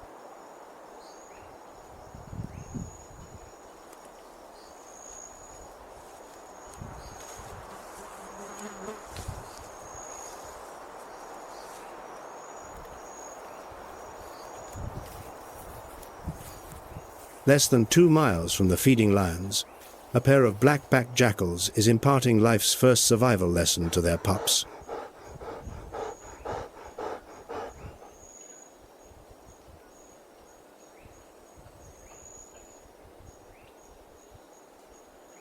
The black-backed jackal is among the rare carnivores that maintain a lifelong monogamous bond, a commitment broken only by death.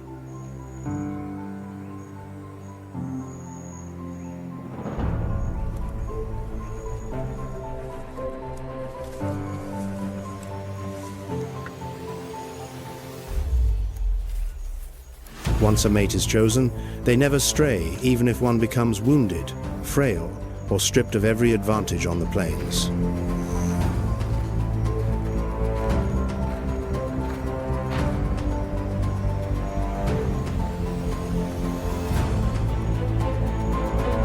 However, the duty of rearing offspring does not fall solely.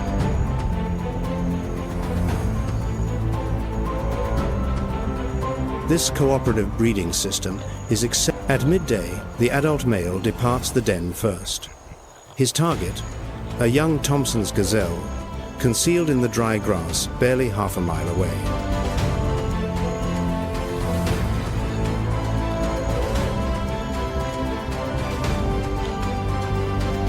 A black-backed jackal's nose possesses an extraordinary ability to dissect airborne scents with pinpoint accuracy, even as unpredictable winds sweep across the savanna.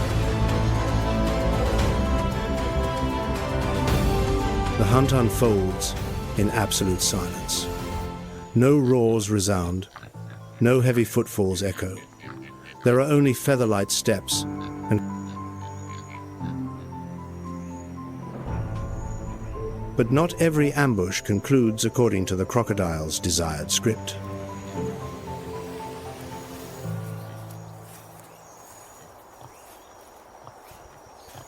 Nevertheless, dining on the spot is a luxury black-backed jackals never afford themselves.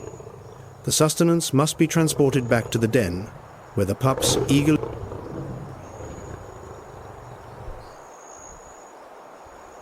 At the den's entrance, the male lowers his head and expels half-digested food, a behavior known as regurgitation, allowing parents to ferry nutrients without pouches or...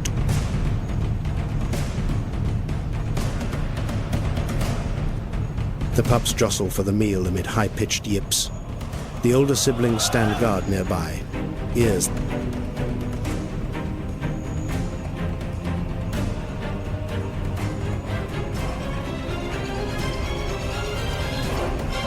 In the black-backed jackal's realm, loyalty is not a moral virtue.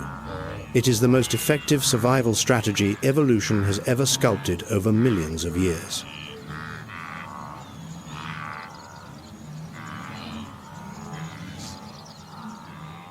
Returning to the site recently abandoned by the lion pride,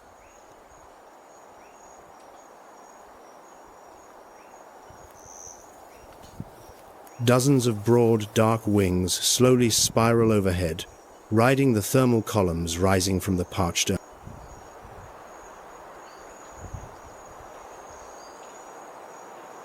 A vulture's stomach is among the most extreme digestive engines nature has ever engineered.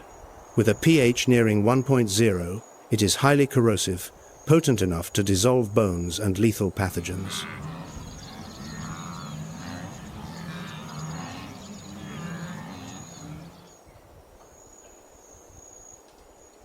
This hostile environment obliterates most deadly bacteria, including Bacillus anthracis, the cause of anthrax, and Clostridium botulinum, responsible for botulism.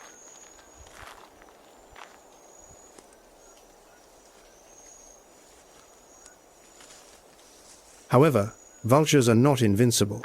Should they ingest a massive concentration of preformed botulinum toxin from a decaying carcass, they can still succumb to severe poisoning.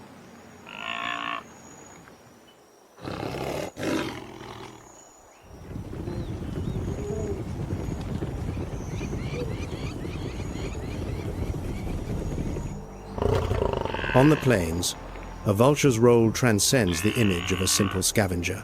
They are the ecological sanitation crew, halting disease outbreaks before pathogens can contaminate vital water sources.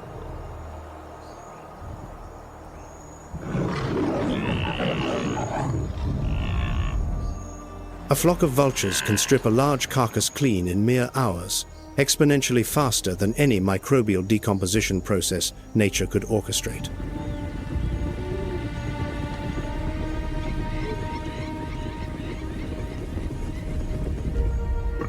Yet today, the vultures are not the sole attendants awaiting their share of the carcass.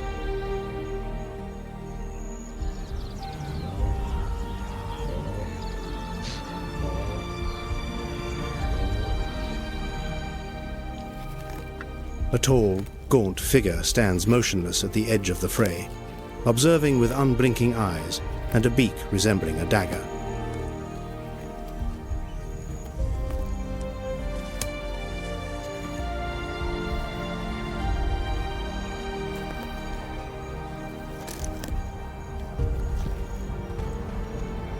A latecomer that never leaves empty-handed, the marabou stork.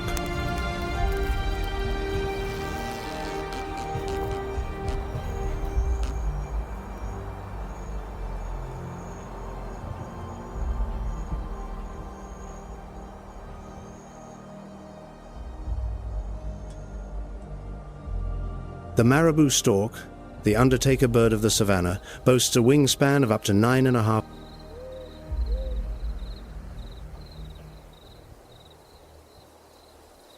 Its bald head is no aesthetic flaw. It represents an immaculate evolutionary design.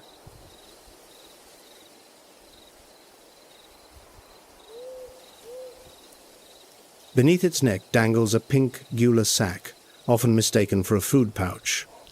In reality, it serves to regulate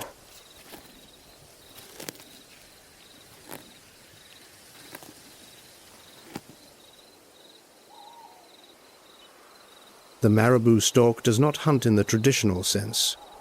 Its strategy is ruthlessly straightforward. Wait, observe, then intercede using its superior size.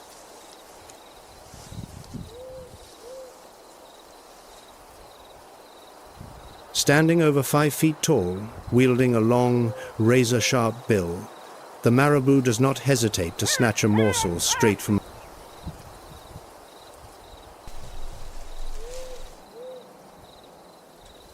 The vultures protest, but they are physically outmatched. The marabou unfurls its massive wings and takes a decisive step forward. The vultures retreat.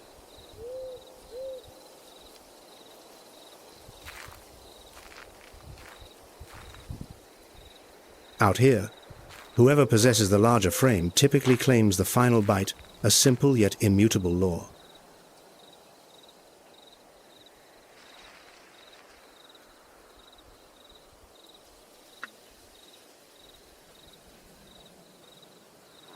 Even so, the marabou knows there are boundaries that should never be crossed, where size ceases.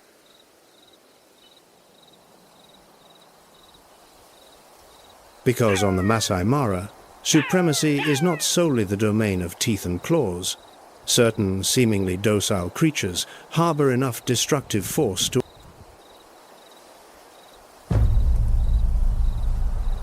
And the first among them, peculiarly enough, is a bird.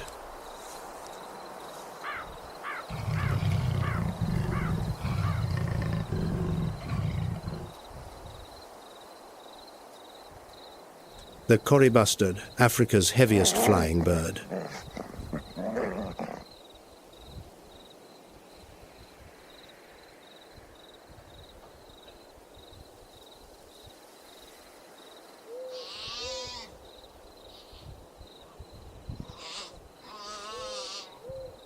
An adult male can weigh up to 40 pounds, boasting a 9-foot wingspan, a colossal frame that nature, by some.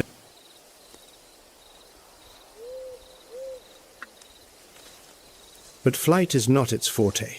For 75% of the day, the Kori bustard strides on stout legs.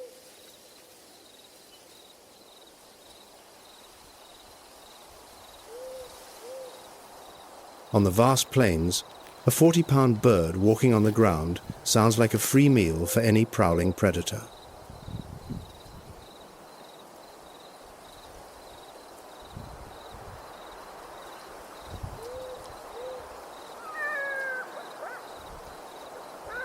The breeding season is when the Kori bustard reveals the full extent of the extraordinary spectacle hidden within its muscular physique.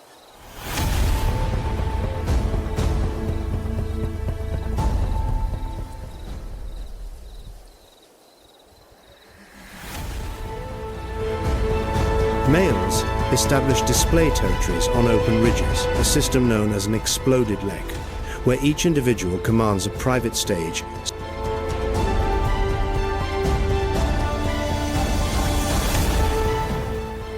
And beneath the acacia canopy where the owl stands guard, the Masai Mara savanna sinks into a rare interval of silence between two shifts.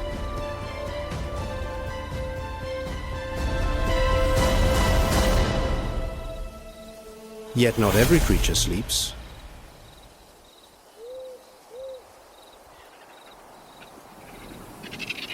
Atop the familiar termite mound, a silhouette stands motionless beneath the starry sky. The topi, the sentinel, we met at dawn.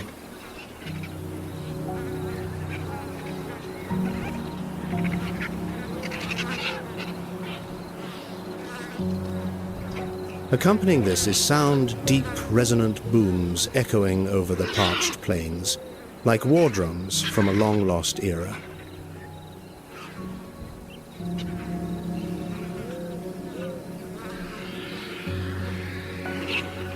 The male paces slowly, each step majestic. No rushing.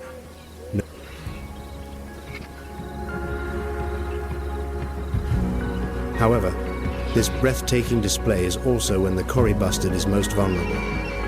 Engrossed in showing off, he may fail to notice an adversary approaching from behind.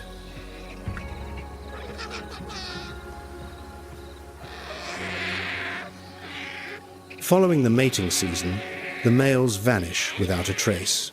They neither incubate eggs nor raise the young. The entire burden falls solely on the female, shouldering it amidst the perilous plains.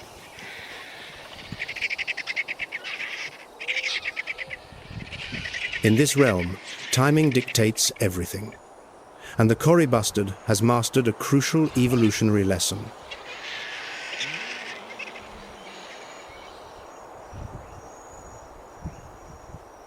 But if the Cory bustard is a bird that remains grounded out of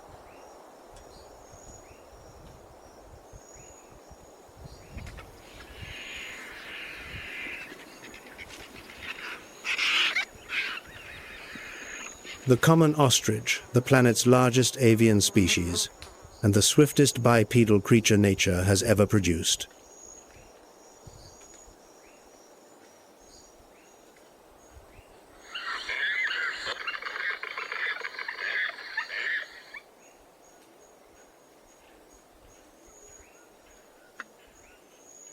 An adult ostrich can hit velocities of 43 miles per hour in short bursts and sustain 37 miles per hour over long distances without showing the slightest hint of fatigue.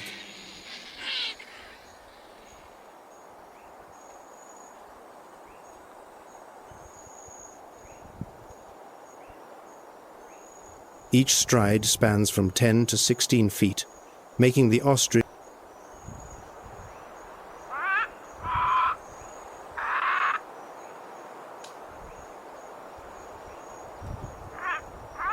an astoundingly enduring athlete, creation's most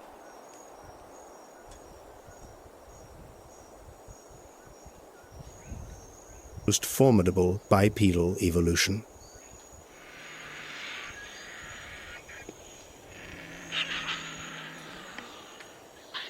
The secret lies in leg biomechanics. All muscle mass is concentrated high in the thighs, keeping the lower limbs lightweight and nimble. They operate like a biological spring system.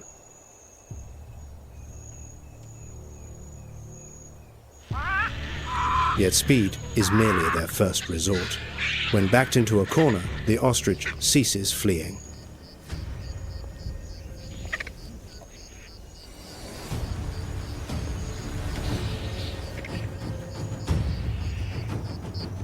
The kick is directed solely forward and downward, but with a force estimated at up to 2,000 pounds per square inch, a single blow is enough to shatter the skull.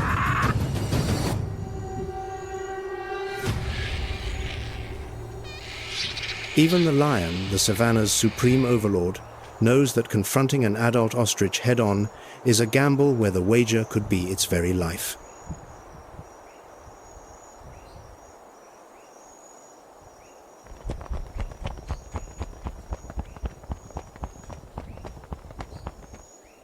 Amid the midday heat, an ostrich mother guards her clutch on the open plains. 12 eggs, each weighing around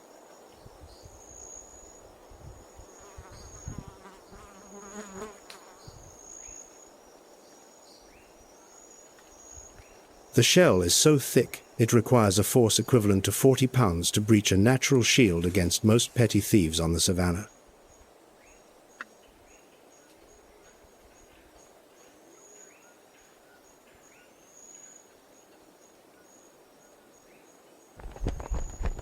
The male stands several hundred feet away, looming nearly 9 feet tall, his eyes the largest of any.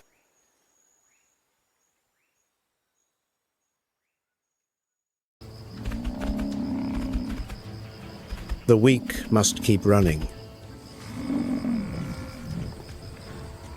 And that cycle will never stop.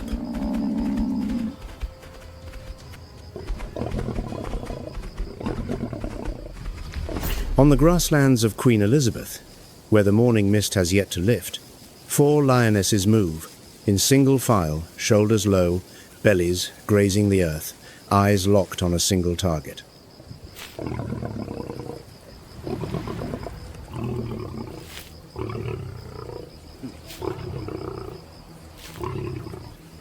Ahead of them, a herd of Cape buffalo forms a crescent.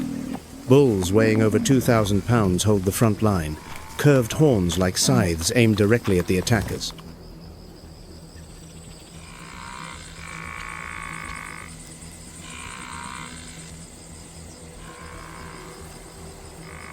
This is not a chase, this is a confrontation between 2 survival strategies honed over millions of years.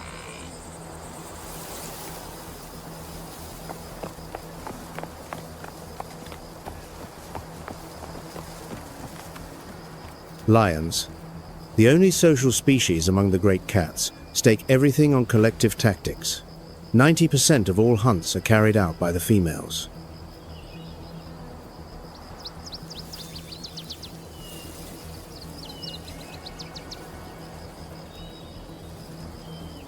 Cape buffalo, a fortress of muscle and horn, answer with the power of the herd.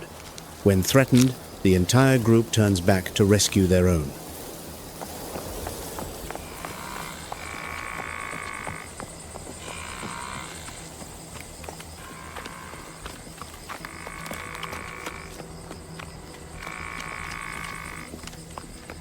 A lioness charges.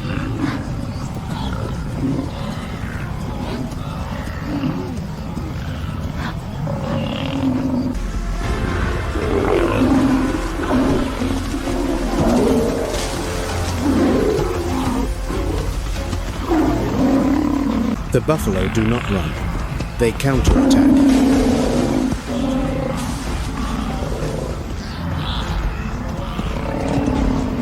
A bull tosses the lioness into the air, horns twisting with enough force to shatter bone.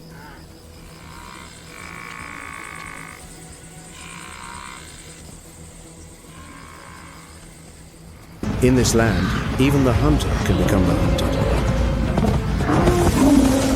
Uganda, a land straddling the equator of East Africa, where tropical rainforests cast their shadow over sun-scorched savannas, and the continent's largest freshwater lake meets an endless expanse of swamp.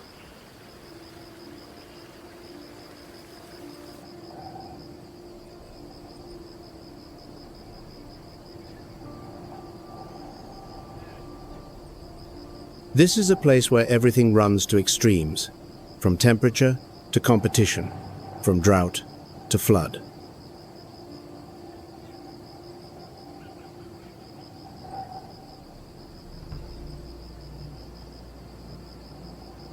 Where the Rwenzori Mountains rise over 16,400 feet along the equator, their peaks capped in year-round snow, a geographical paradox that belongs to Uganda alone.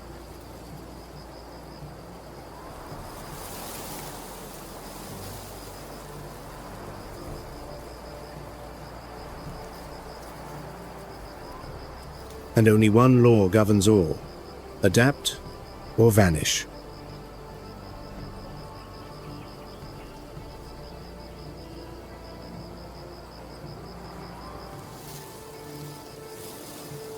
How does one adapt when every corner of this land poses an entirely different challenge, when the fastest are still caught and the strongest still fall?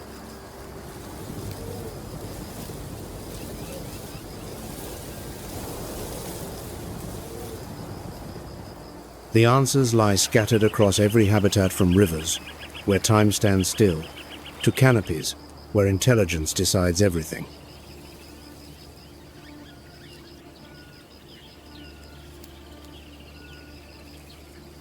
And the journey begins where water rules all on the banks of the White Nile, where an ancient predator is waiting.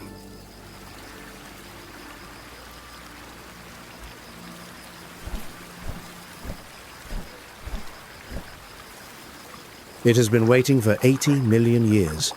A few more hours, make no difference. The White Nile, a river that flows in silence through the heart of Uganda.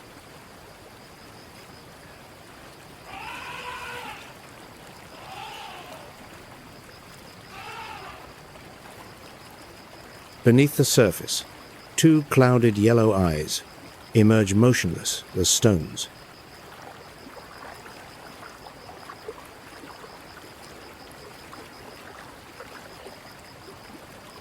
Nile crocodile. Its design has remained virtually unchanged since the age of dinosaurs because there is no need to alter what is already perfect.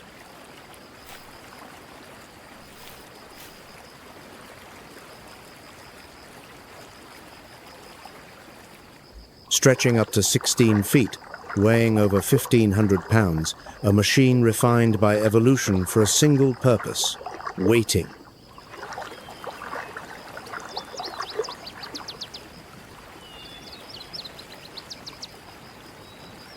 On the riverbank, the crocodile lies frozen in the mud. Not a single muscle twitches across its body. Only the vertical pupils rotate slow, tracking every movement on the shore.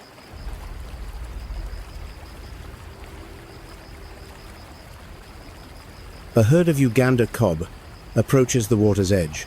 They drink hurriedly, eyes sweeping the surroundings without pause. Ancient instinct warns them that danger always lurks here.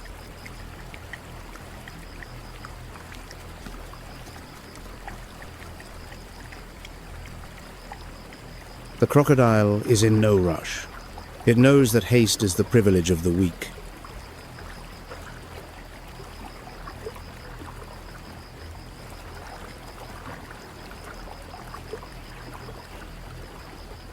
Then the moment arrives. A kob lowers its head too far. The water erupts. In less than 1/10 of a second, the crocodile's jaws snap shut with a bite force reaching 5,000 psi, the most powerful in the animal kingdom. Enough force to crush the femur of a full-grown Cape buffalo. The kob never stood a chance. The crocodile rolls beneath the surface, spinning in its death roller technique this reptile has perfected since the era when dinosaurs still walked the earth.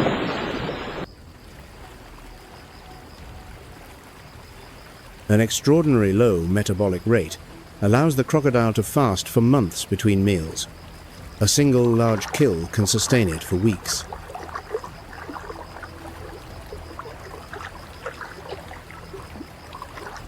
And between those feedings, it continues lying still, waiting and watching.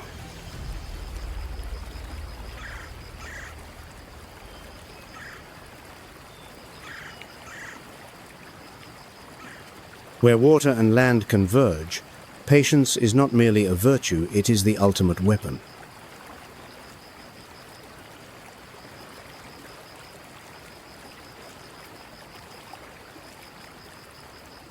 The current carries blood and mud downstream, flowing into the Kazinga Channel, a 20-mile ribbon of water linking Lake Edward and Lake George, cutting through the heart of Queen Elizabeth National Park.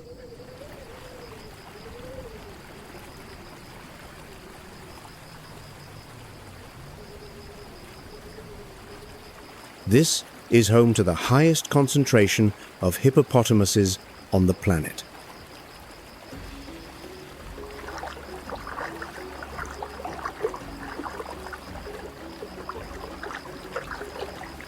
If the crocodile conquers the water through stillness, the next creature conquers through absolute dominion.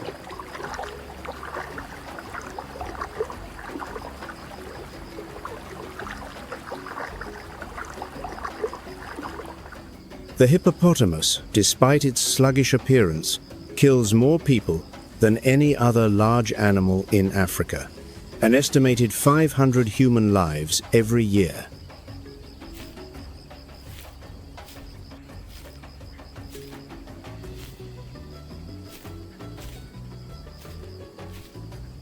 They do not attack out of hunger.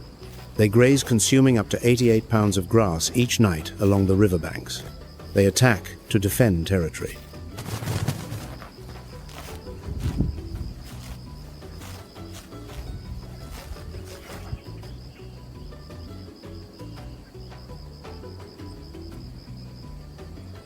By day, they submerge to protect their sensitive skin. By night, they venture ashore to feed. Two worlds, one creature.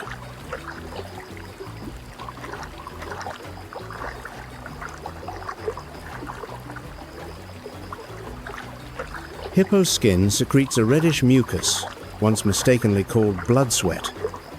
It is in truth a natural sunscreen and antibacterial shield.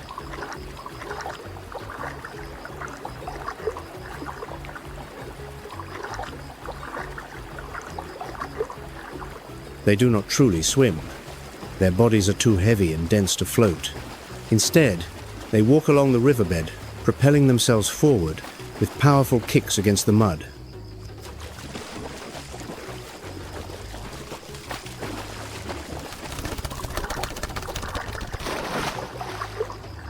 On land, reaching speeds of nearly 19 miles per hour in short bursts, a hippo can outrun any human being. Its jaws open to nearly 90 degrees, revealing two lower canines up to 20 inches long. That is not a warning, that is a declaration of war.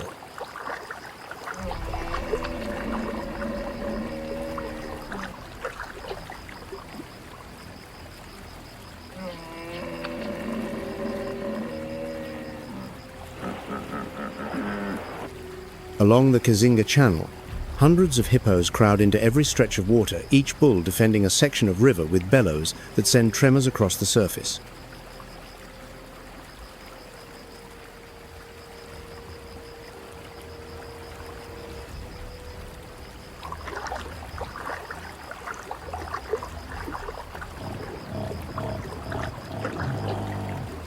When two bulls dispute territory, jaws gape wide. Teeth clash with terrifying force, blood stains the current red. Many of these battles end in death.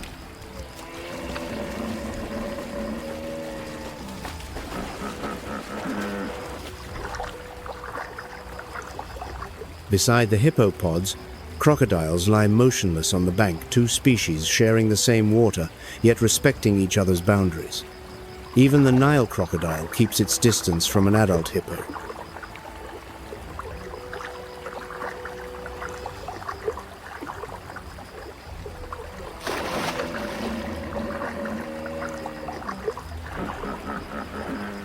Water and land, day and night.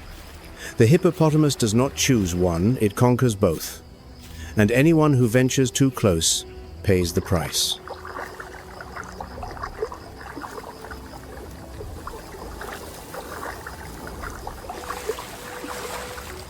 Beyond the Kazinga Channel, water spreads into the northern marshlands, where papyrus reeds tower above head height and mist hangs suspended in mid-air.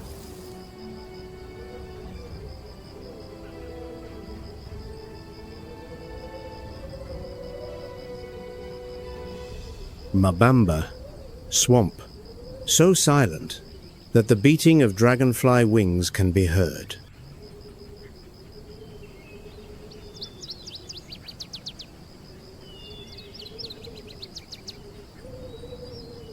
And within that stillness, a figure stands motionless, nearly 5 feet tall, with a wingspan stretching over 7.5 feet.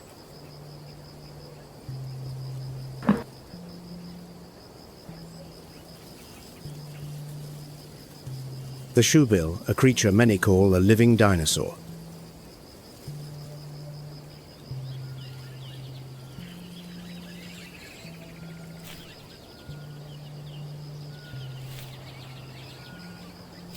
Its enormous bill measures nearly 10 inches long, edges sharp as blades, a weapon designed to kill in a single strike.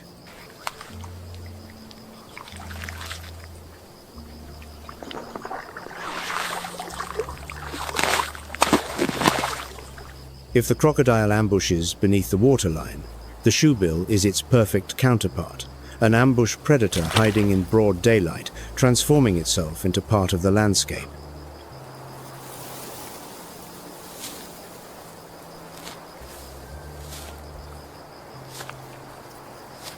It can remain motionless for hours on end, no movement, no blinking, No shift in posture until the lungfish beneath its feet drops its guard.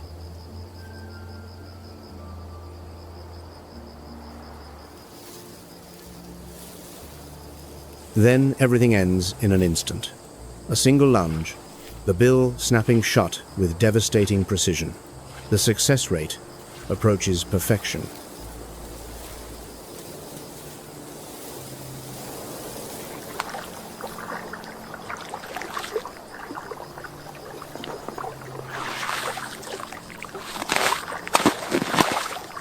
Worldwide, only an estimated 3,300 to 5,300 individuals remain. Uganda is their last stronghold, where roughly 1,000 of the world's final shoebills hold their ground.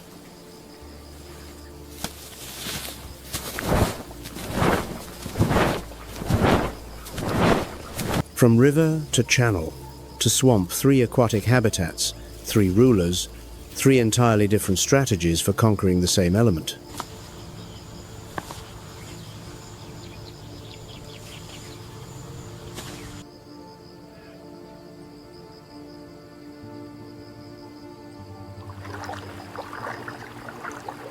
The crocodile waits through concealment. The hippo dominates through brute aggression. The shoebill conquers through absolute specialization.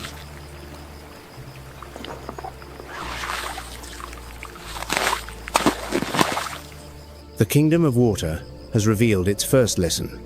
Along a single river, no strategy is the only right one, only the strategy best suited to the creature that wields it.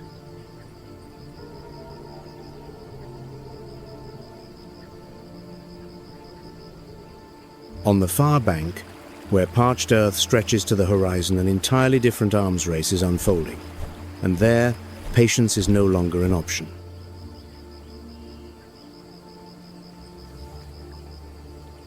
TTA. If the underwater world of Uganda fascinates you as much as it does us, share your thoughts in the comments below.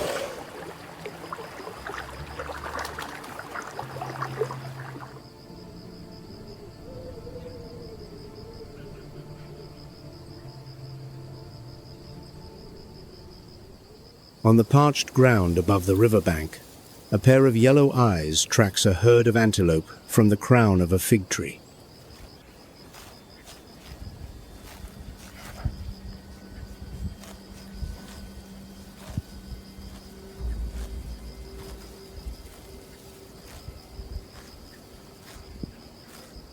The African leopard, not the fastest, not the strongest, not the most numerous, perhaps the most dangerous creature in the shadows.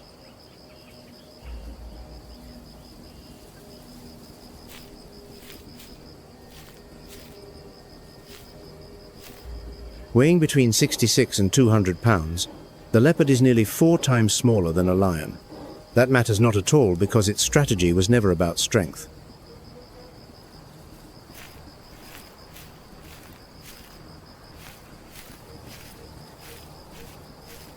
Its strategy is to become invisible.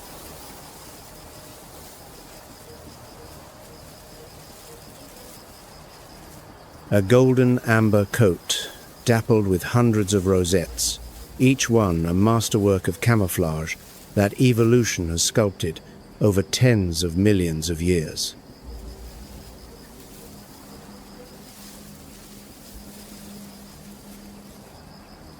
Among the mottled light and shadow of the canopy, the leopard vanishes completely. Even prey standing less than 30 feet away cannot detect the death perched above their heads.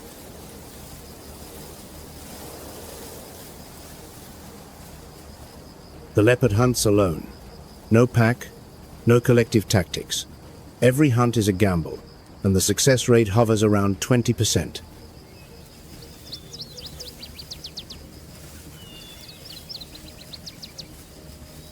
Nature compensates with raw power, concealed within a compact frame.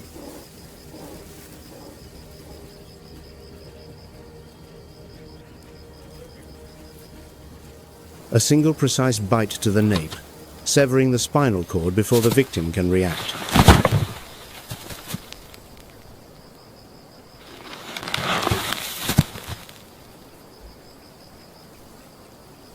And then, something astonishing unfolds. The leopard hauls its kill, weighing 3 times its own body weight, up into the tree, beyond the reach of any lion or hyena.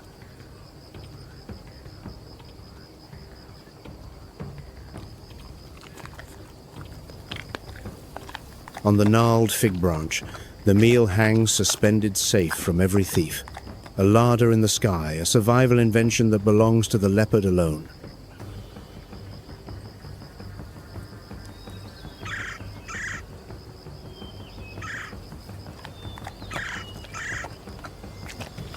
A male's territory spans from 8 to over 40 square miles, patrolled by scent, by claw marks scored into bark, by a deep rumbling call that resonates through the night.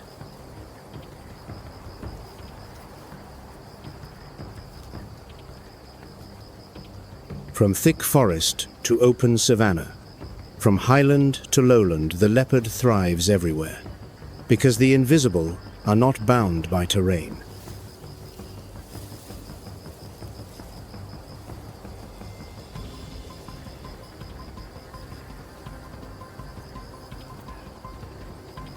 Beneath the canopy, a herd of impala grazes on tender shoots. Their eyes never stop scanning, because they know that somewhere in the dappled shade, death is watching.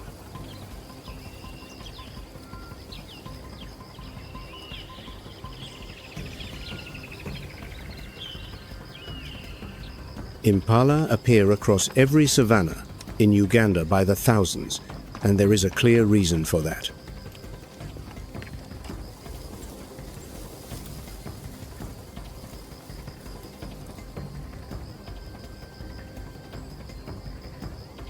On the menu of lions, leopards, and African wild dogs, impala always hold the top position. They are the target of nearly every predator on the grasslands.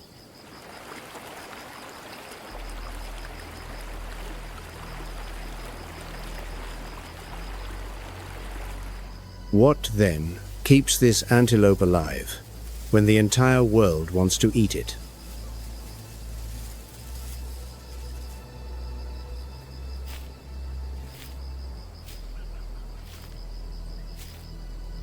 The answer lies in the hind legs.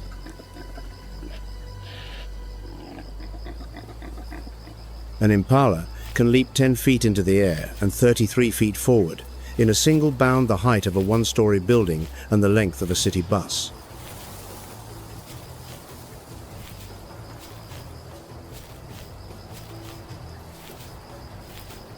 When a leopard explodes from the brush, the impala herd detonates in every direction, dozens of bodies launching skyward, creating a labyrinth of motion that no predator can track.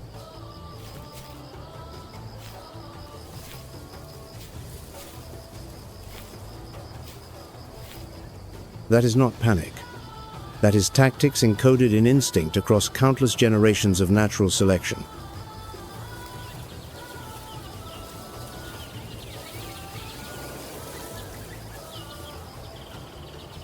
The leopard vanishes to kill. The impala erupts to survive. The more refined the predator, the more flawless the prey must become. An arms race without end on the grasslands of Uganda.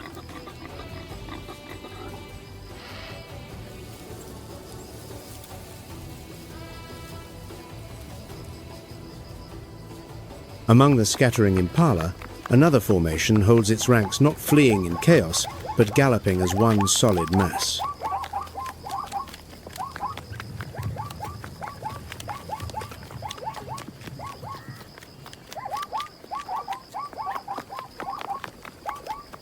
The zebra has evolved the most controversial solution in modern biology: stripes.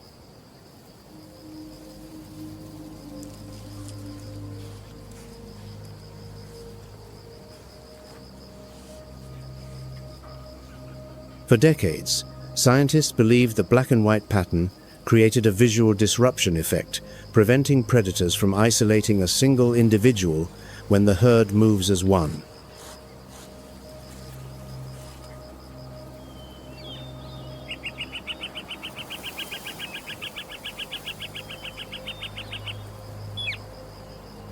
Research in 2019 by Dr. Tim Caro of the University of California, Davis overturned that hypothesis.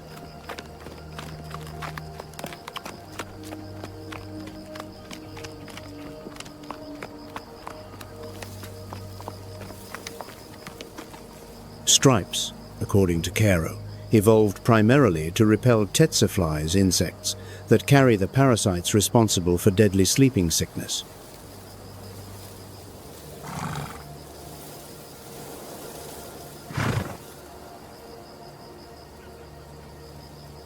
Tsetse flies avoid striped surfaces because uneven light reflections disrupt their navigational systems.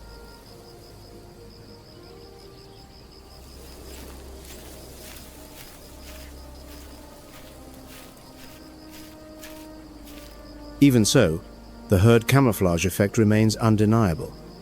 When 30 zebras gallop together at full speed, the boundaries between individuals dissolve.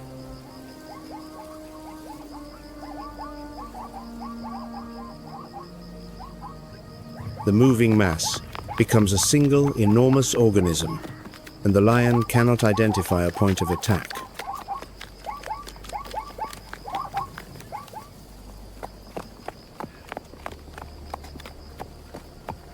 The stallion leads each family unit guarding 3 to 5 mares and their foals. He holds the most dangerous position, the rear, directly facing the pursuer.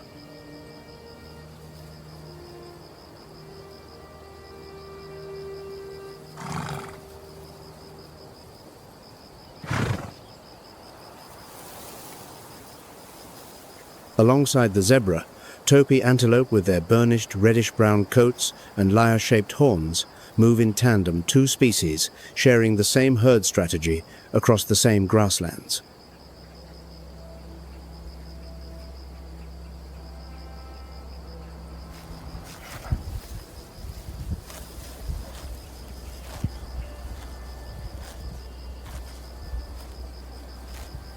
Topee reach speeds of up to 43 miles per hour among the fastest antelope in Africa.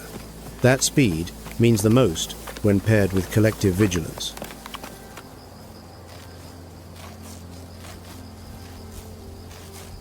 Zebras also possess an advantage few would expect, a hindgut fermenter-digestive system that allows them to process the coarsest grasses, the kind that impala and every other antelope species ignore.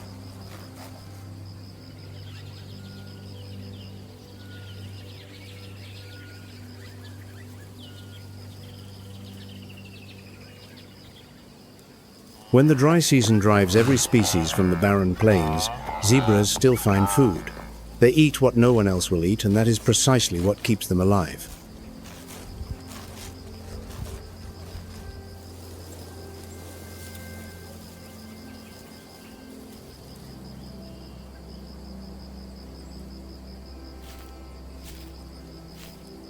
The impala outruns death. The zebra turns the herd into a shield. One species needs neither speed nor numbers, only height.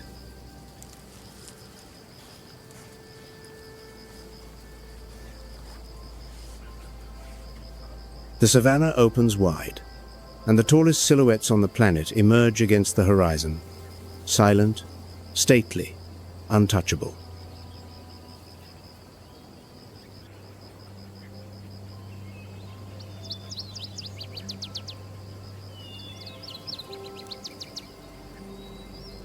The Rothschild's giraffe, the tallest land creature alive, a living symbol of vertical adaptation.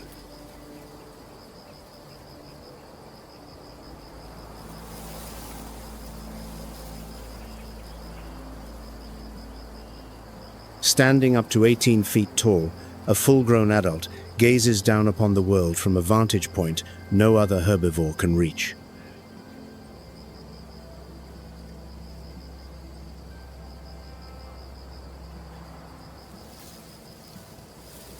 That height is not merely a measurement, it is a survival weapon.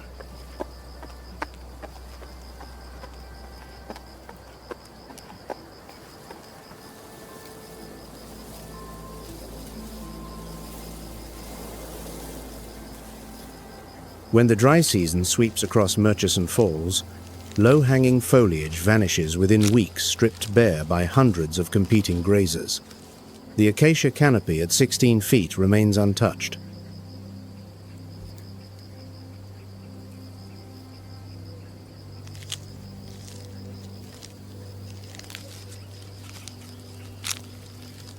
Only the giraffe can reach it. They wield a tongue stretching 18 inches long, as dexterous as a hand, capable of wrapping around the sharpest thorns without injury.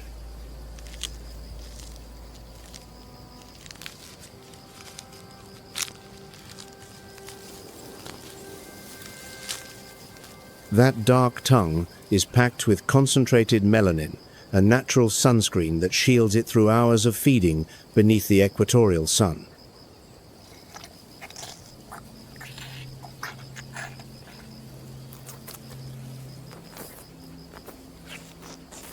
Height carries a cost. To pump blood up to a brain more than 6.5 feet above the heart, the giraffe's heart weighs up to 25 pounds, the largest of any land animal.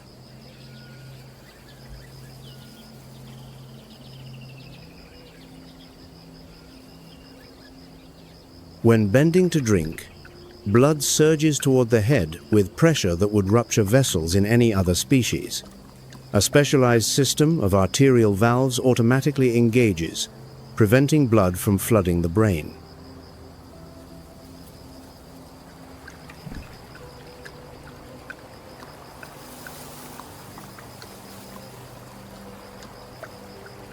That biological engineering has been studied by aerospace engineers to design pressure suits for fighter pilots.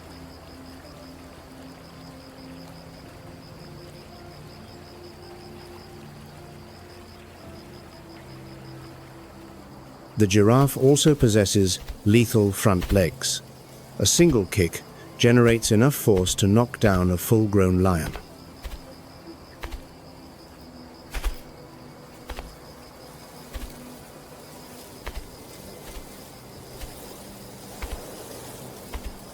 Males compete for mates by swinging their necks like battering rams against each other, a ritual known as necking a contest that can last hours and end in unconsciousness.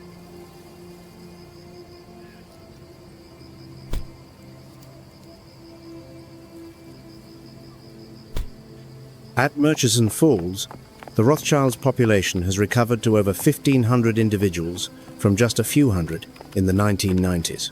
A rare conservation story with a hopeful ending, though the battle is far from over.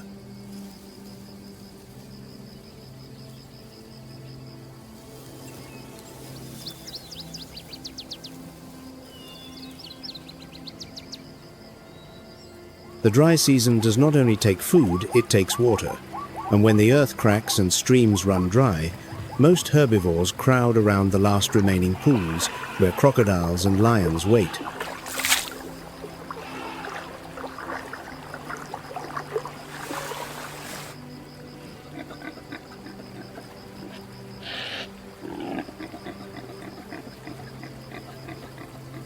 The eland has no need to go there.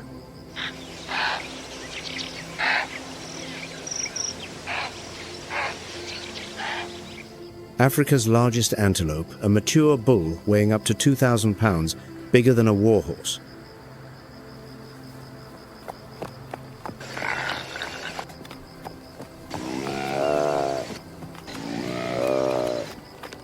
Great spiraling horns, shoulders humped like a bison, footfall so heavy the ground trembles. Looking at them, few would believe this is an antelope.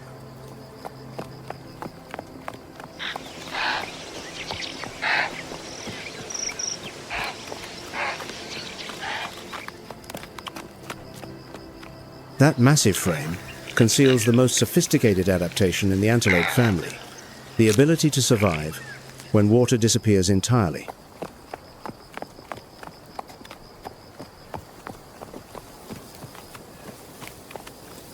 Eland extract moisture from the plants they eat, leaves, wild fruit, succulent roots. Their bodies retain water so efficiently they can go weeks without drinking a single drop.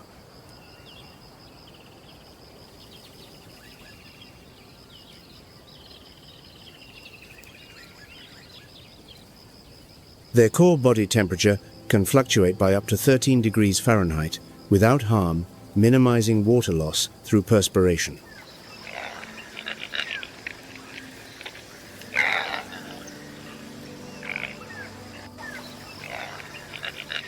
When all others give up, the eland keeps walking. Not fast, not glamorous, but enduring beyond belief.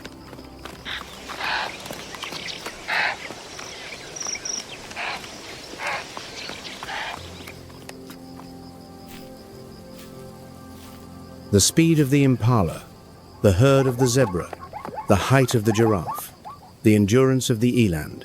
Each species changes itself to match the world.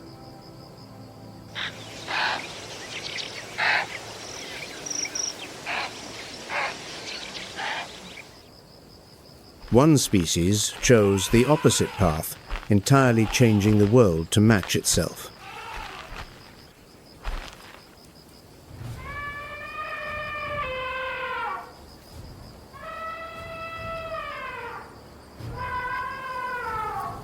The African elephant, the greatest architect nature has ever produced.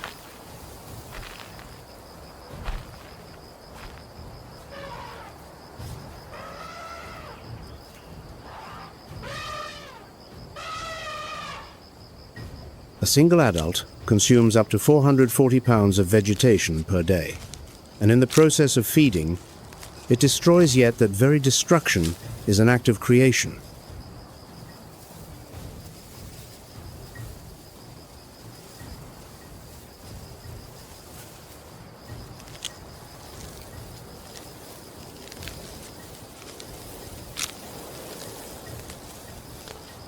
When an elephant topples a large tree, sunlight floods the forest floor where grass seeds dormant for years begin to germinate. New grassland is born from the wreckage.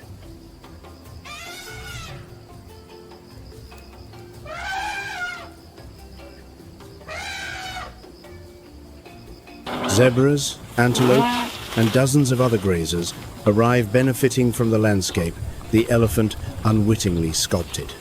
They feast at a table the elephant has set.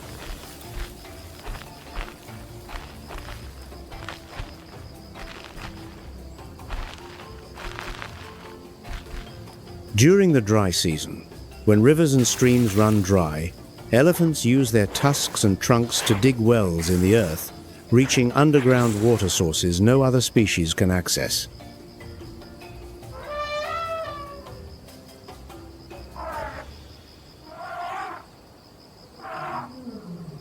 Those wells sustain hundreds of creatures, from small birds to antelope. The elephant does not merely inhabit an ecosystem, it redesigns it.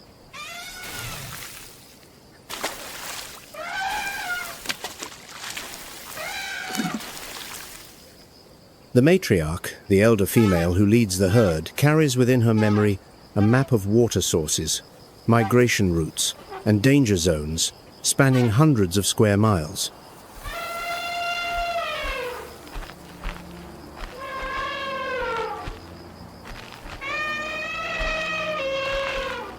That memory is passed down through generations. Losing a matriarch does not mean losing a single animal. It means losing the entire library of survival knowledge for the herd.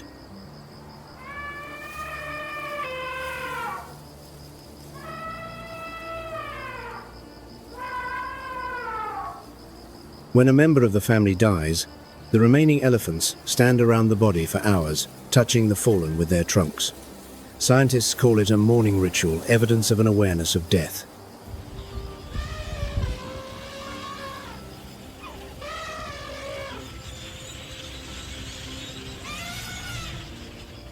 Elephants communicate through infrasound low-frequency sound waves, transmitted through the ground that no human ear can detect. They sense these signals through their feet, connecting with others more than 6 miles away.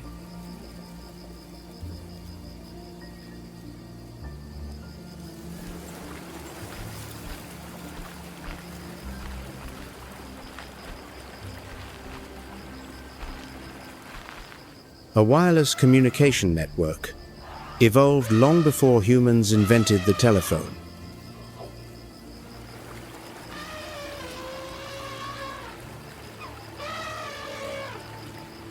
Elephant dung disperses seeds across the savanna.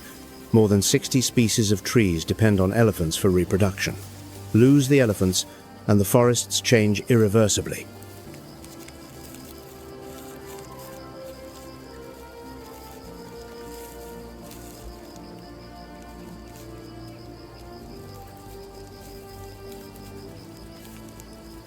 An average herd numbers 8 to 15 individuals, held together by unbreakable matrilineal bonds.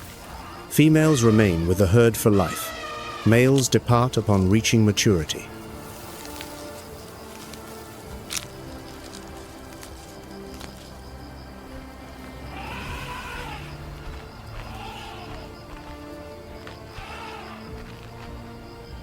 Changing the world instead of changing oneself. That is the highest form of adaptation on the grasslands and the reason elephants are called ecosystem architects.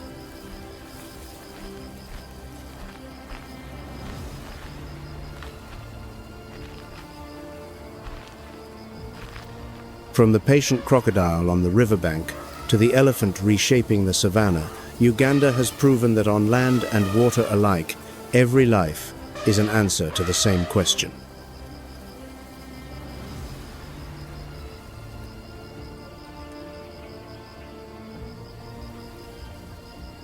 And in the shadows of the forest canopy, where light seldom touches the ground, that answer takes an entirely different form.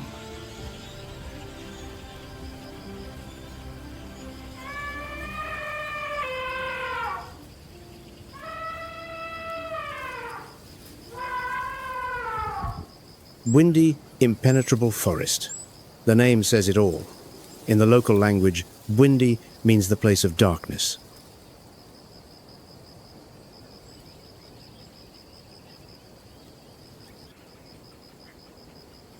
Layer upon layer of canopy stacks overhead, vines coil tight as netting, and mist hangs suspended between the trees.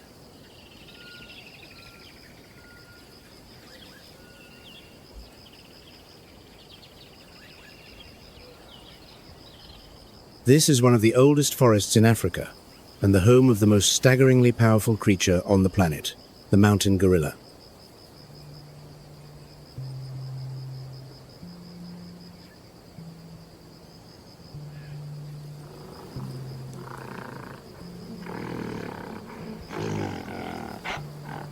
The silverback, a mature male weighing over 400 pounds, with strength 10 times that of an adult man.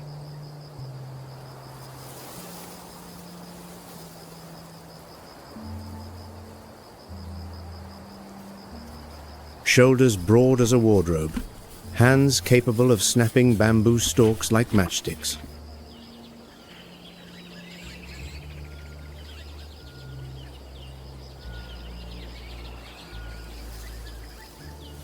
What makes the silverback the undisputed ruler of Gwindi is not muscle, it is leadership.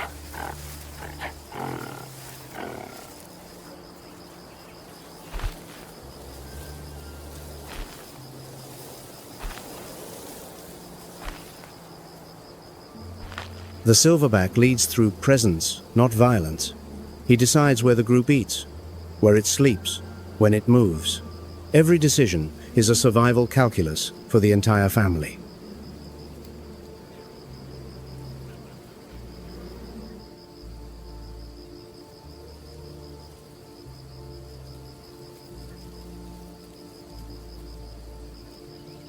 When a threat appears, a leopard, a human, a rival silverback encroaching on territory, he rises, beating his chest with both hands, sending a reverberating boom through the canopy.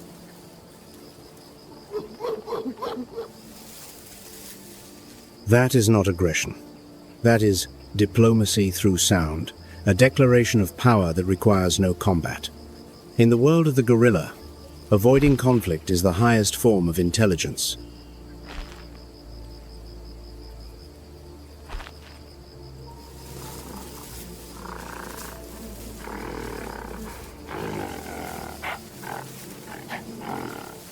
The gorilla troop moves slowly through the undergrowth, feeding on leaves, young shoots, and decaying wood. Every footstep carves a new path, and their dung scatters seeds throughout the forest. Researchers call gorillas the gardeners of the forest's silent seed, dispersers that regenerate the very vegetation they depend upon.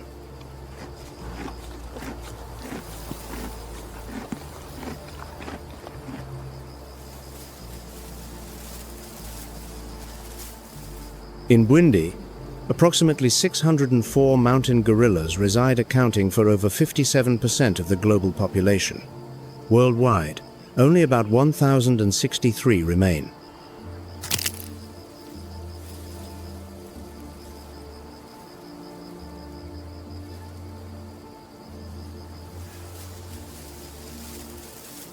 From the brink of extinction in the 1980s, the population has grown through tireless conservation efforts.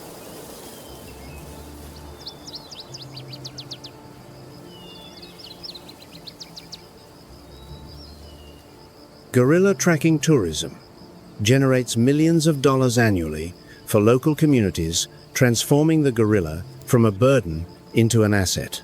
Conservation endures only when it carries economic meaning.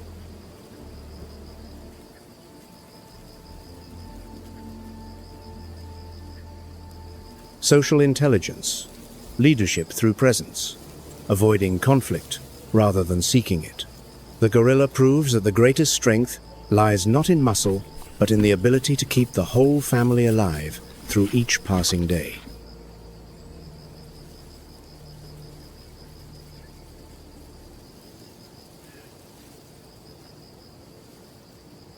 About 60 miles north of Burundi, in another forest entirely, a primate species has pushed intelligence to a whole new frontier.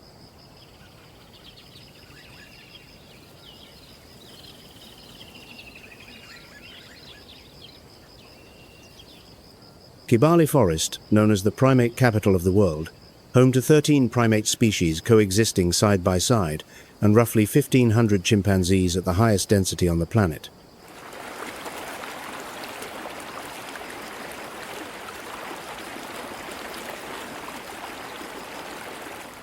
If the gorilla adapts through social intelligence, the chimpanzee adapts through strategic intelligence, the kind where the line between instinct and calculation all but disappears.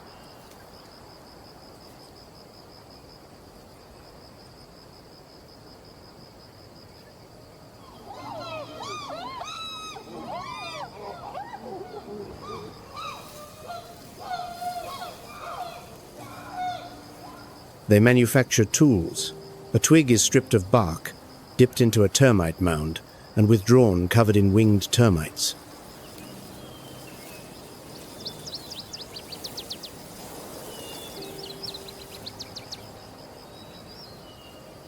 That is not random behavior.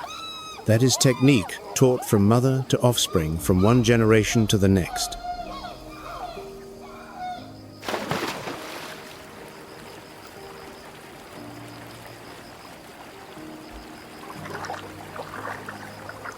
What makes Kibale's chimpanzees renowned throughout the scientific world is their collective hunting behavior, and their prey is the Ugandan red colobus monkey, a smaller primate living high in the canopy.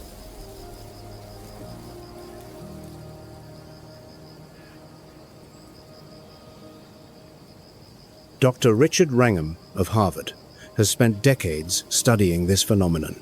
Chimpanzees coordinate like a military unit. One blocks the escape route, another drives the quarry, a third waits at the ambush point.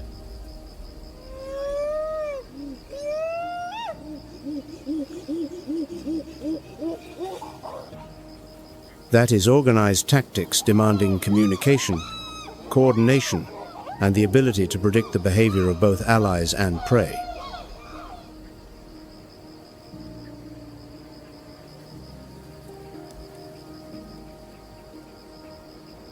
The Ugandan red colobus, a species threatened with extinction, serves as a perpetual test of chimpanzee intelligence. Every hunt is a contest between the cunning of the predator and the survival instinct of the prey.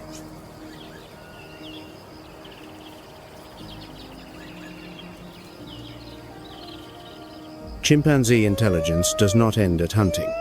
Chimpanzee society runs on political alliances. Males form coalitions, betray one another, seize power, and exact revenge.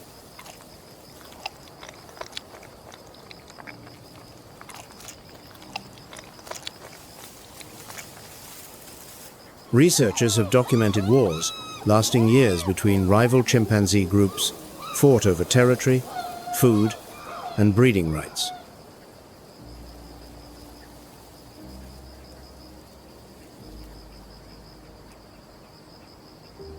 Alongside the chimpanzees, black and white colobus monkeys with their contrasting pelage hide within the Kibale canopy, yet another species in the most complex primate ecosystem on Earth.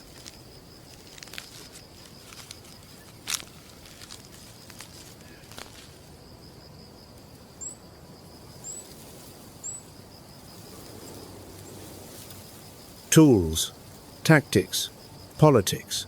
Chimpanzees do not merely adapt to the forest, they forge a society rivaling many early human civilizations.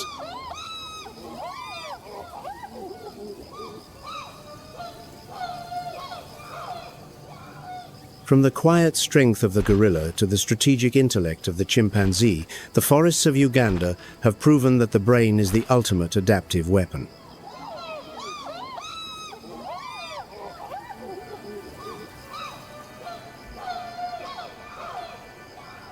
Leaving the canopy of Kibale, we'll return to the grasslands of southern Queen Elizabeth Ishasha, where ancient fig trees stand scattered across lush green plains.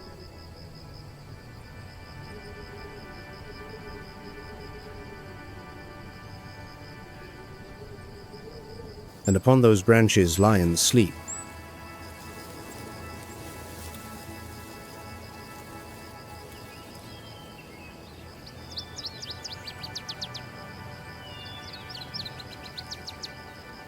Tree-climbing lions, a phenomenon documented by science in only 2 places on the entire planet, Ishasha, Uganda, and Lake Manyara, Tanzania. Nowhere else.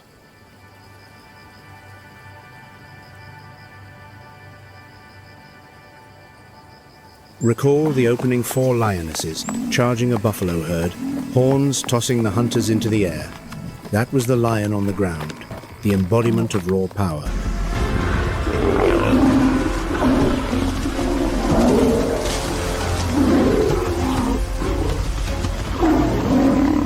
Here, they climb trees.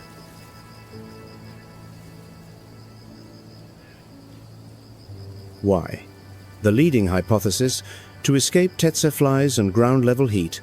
Higher up, the breeze is cooler, insects are fewer, and the vantage point far wider.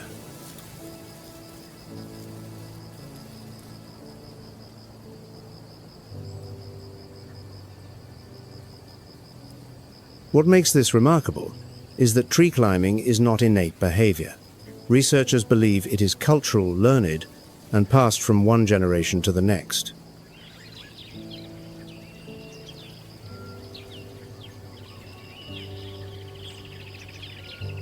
Just as chimpanzees teach their young to fashion tools, the lions of Ishasha teach their cubs to climb. Culture, not solely the domain of primates.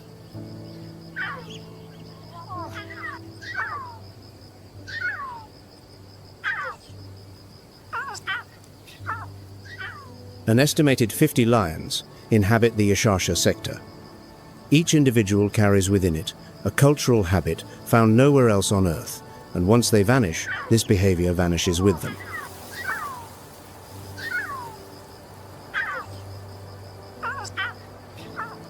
The lion, the very symbol of raw terrestrial power, has taught itself to change in order to survive. If the apex predator must adapt, no creature is exempt.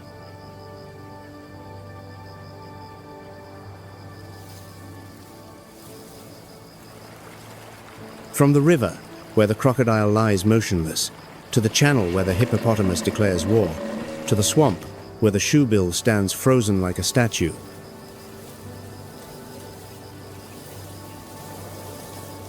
From the savanna where the leopard dissolves into shadow,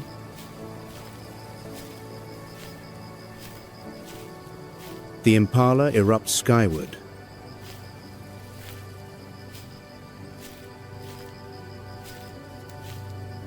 The zebra gallops as a single mass. The giraffe rises above all competition. The eland walks on when water is gone, and the elephant reshapes the very landscape.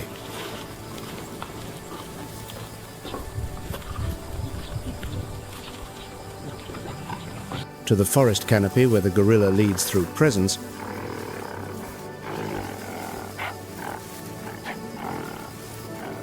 the chimpanzee hunts with strategy.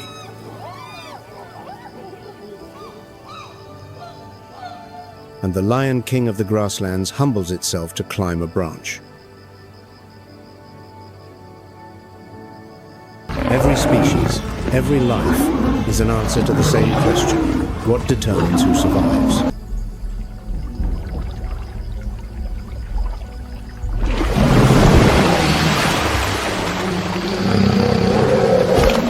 Uganda has answered. Not the strongest, not the fastest, but the one willing to change.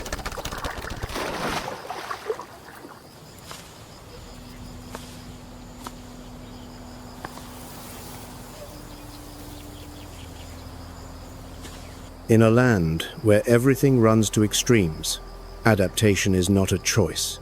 It is a masterpiece that nature has spent millions of years sculpting.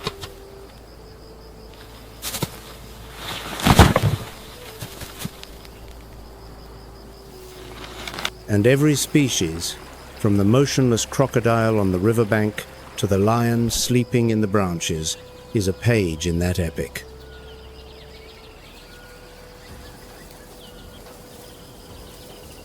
That masterpiece is still being written. Every day, on every branch, in every river, beneath every canopy. Adapt or vanish. Uganda has chosen, and it still stands radiant, fierce, and unyielding.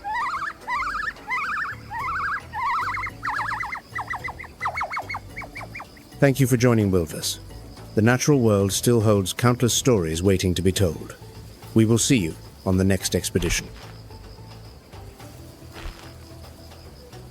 If you have not yet subscribed, now is the perfect time. Every creature carries within it a remarkable story, and WildVerse will continue to bring those stories to you.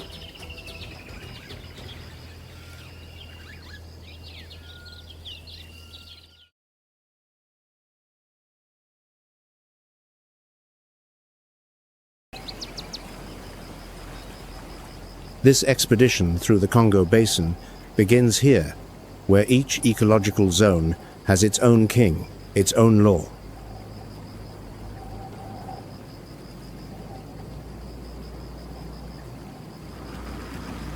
A question echoes through every canopy layer.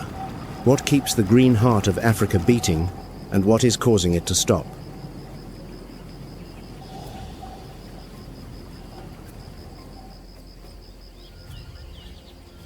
But before stepping into the darkness of the Congo, meet Africa's greatest predator, the uncrowned king, the species that has claimed every grassland as its own.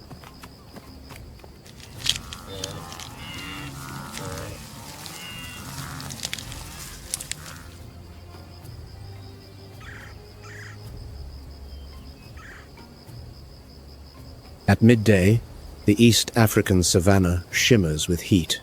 Golden grass sways beneath the hot wind, the horizon dissolving into a thermal mirage.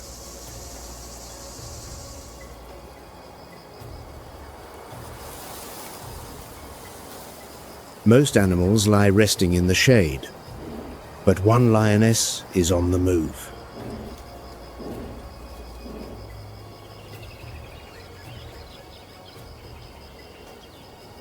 Her shoulder blades jut upward, ribs etched beneath the skin. She has not eaten in 4 days.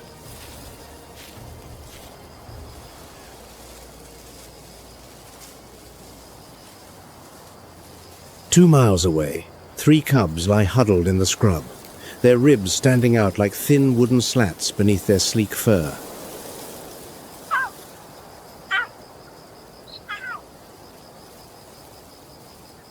The smallest, just 6 weeks old, stopped playing yesterday.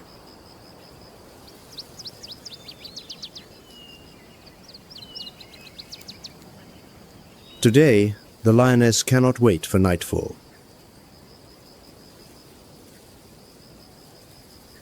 If she fails to find food, the smallest may not survive another day.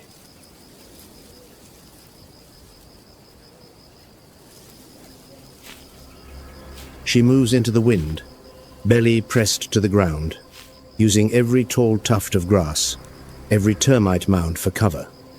40 yards, 35 yards, 30 yards.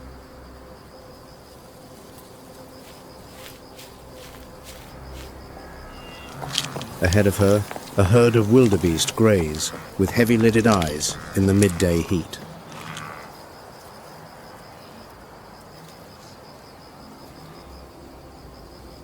The scorching air has made them sluggish, less vigilant than usual.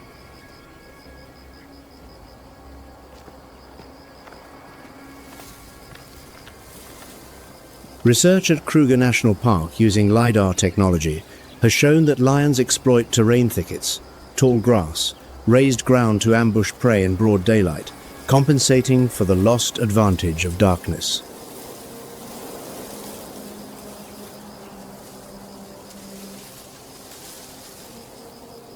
Lionesses typically hunt in a wing formation, a tactic resembling a military flanking maneuver. But today, she hunts alone.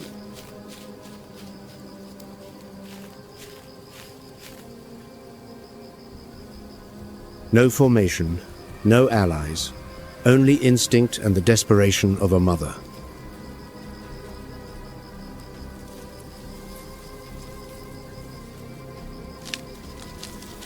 The wildebeest at the edge of the herd dips its head, 1 second of lost vigilance.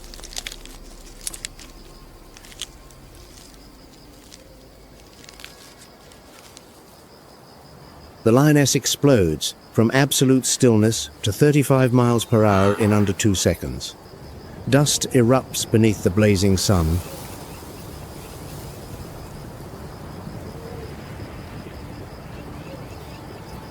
Impact. The dust settles. Then silence.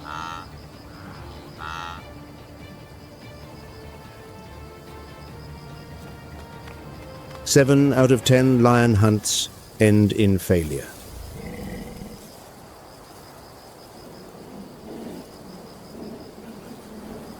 Every successful meal is paid for with days of patience, miles of tracking, and sometimes with the hunter's own blood.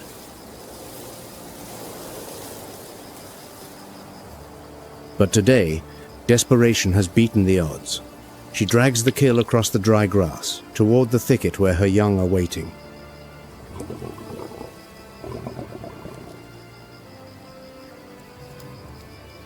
Afternoon light spills across the savanna, gilding the tall grass gold.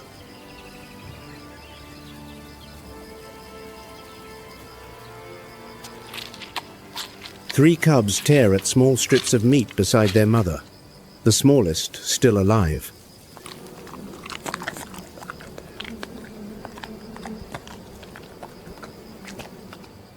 The kingdom of the lion is the open plain where the horizon stretches without end, where hunter and prey see each other from miles away.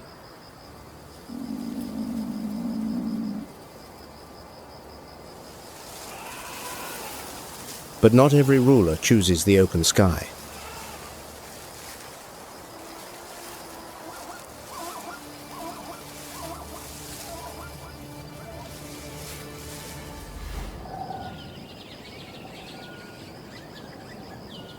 Deep within the heart of Africa, a forest older than human memory conceals predators no less formidable hunters, stalking through a darkness thicker than any Serengeti night.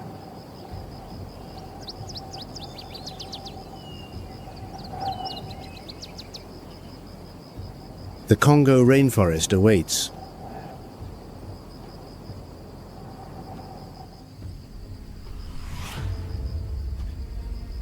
From above, the Congo basin resembles an endless green carpet, stretching from the foothills of the Ruwenzori Mountains in the east to the Atlantic coast in the west.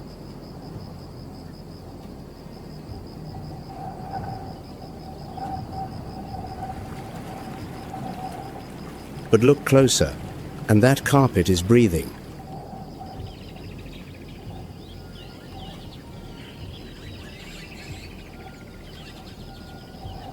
This is the second largest tropical forest on Earth, surpassed only by the Amazon. More than 500 million acres of trees, vines and fungi form a colossal living system.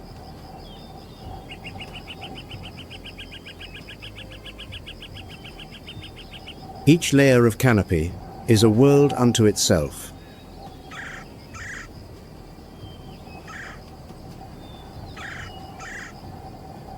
The Congo craton, the ancient bedrock beneath this forest, formed 3.6 billion years ago, when the Earth had no oxygen to breathe.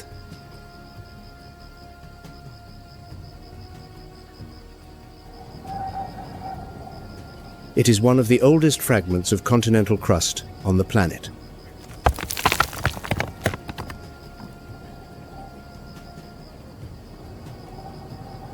The Congo River cuts through the center of the basin like a main artery, at depths reaching 720 feet, the deepest in the world.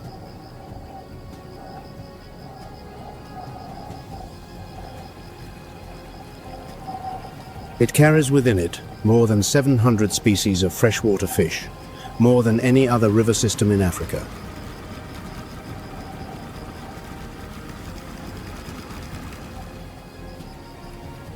But what makes the Congo truly extraordinary lies not in what can be seen, but in what hides beneath.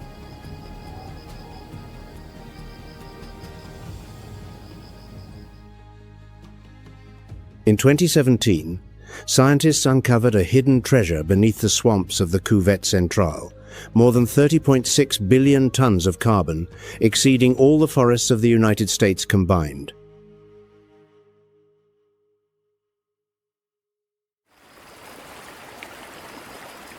This peatland, spanning 55,000 square miles, has been silently absorbing carbon for 11,000 years.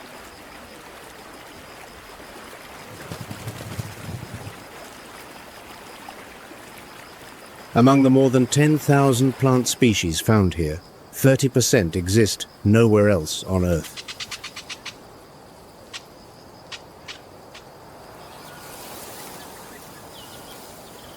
Each time a Gilbertiodendron duveivre tree collapses, the gap it leaves ignites a competition for light that can last decades among hundreds of saplings.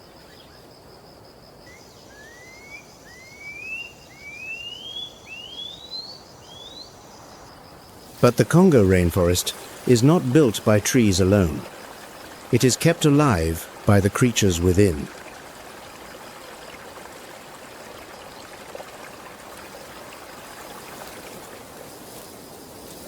And of all the inhabitants of this forest, none is closer to us than the bonobo.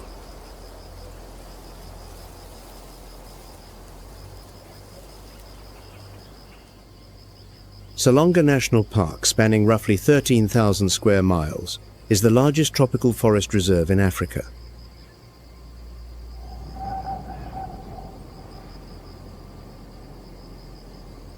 UNESCO designated it a World Heritage Site in 1984, dividing it into northern and southern sectors, separated by a dense corridor of pristine forest.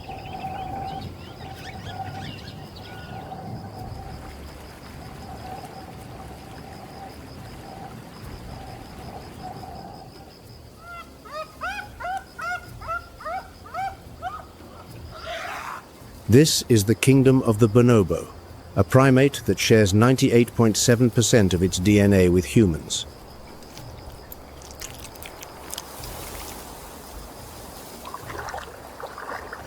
In the world of bonobos, everything is reversed.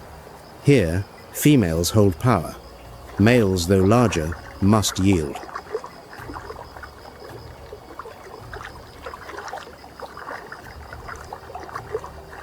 Social order is not established through violence, but through emotional bonds.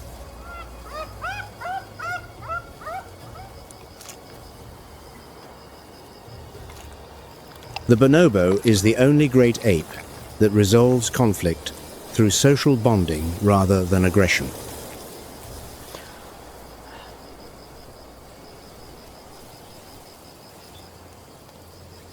A trait that exists in no other great ape, including the chimpanzee, their closest relative.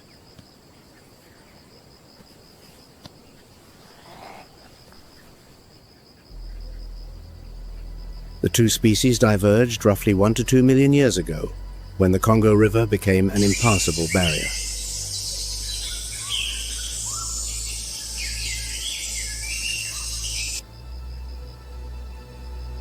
Chimpanzees to the north, bonobos to the south, the same ancestor, but two utterly different evolutionary paths.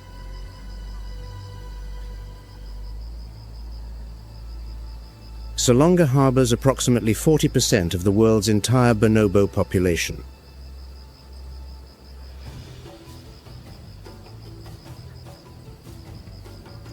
The total population is estimated between 29,500 and 50,000 individuals, though the true number may be far lower.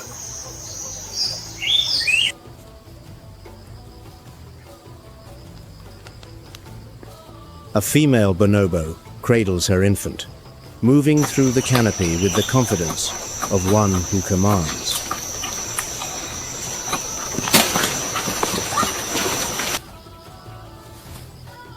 Below, two young males groom each other, a quiet act of diplomacy in a society where force is the last resort.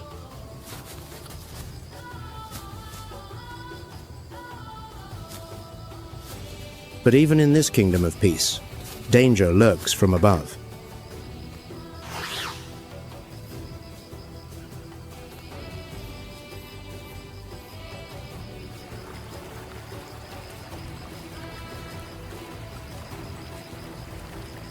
Leaving Salonga and moving eastward, the dense jungle gradually gives way to an entirely different world, where solid ground dissolves into water, and the boundary between forest and swamp vanishes completely.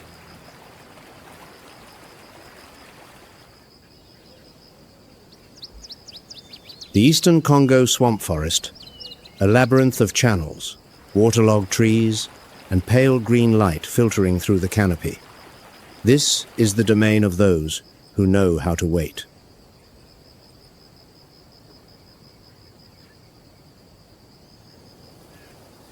The Angola colobus, draped in jet black fur edged with silver white, sits motionless on a branch, re-chewing food in its specialized multi-chambered stomach.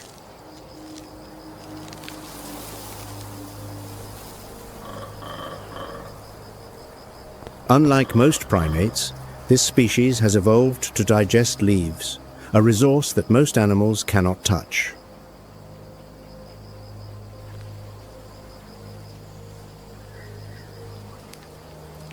The Angola colobus strategy is absolute patience. Sit still, eat slowly, digest thoroughly, and almost never descend to the ground.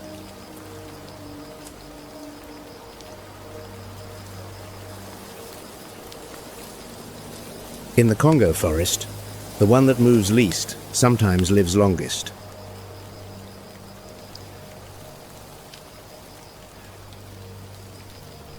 But even stillness cannot shield them from the eyes above.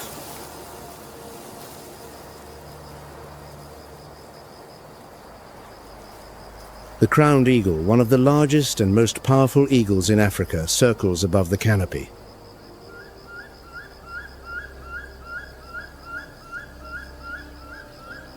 A 6-foot wingspan slices through the air without a sound.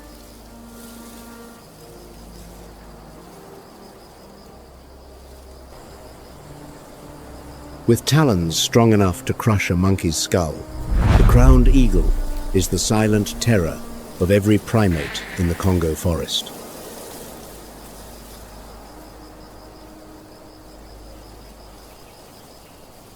It does not need speed, it needs precision.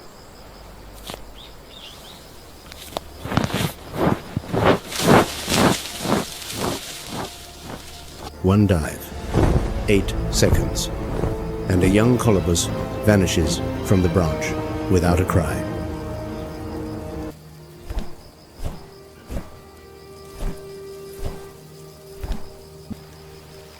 This is the law of the eastern swamp forest, where vigilance is the only currency of value.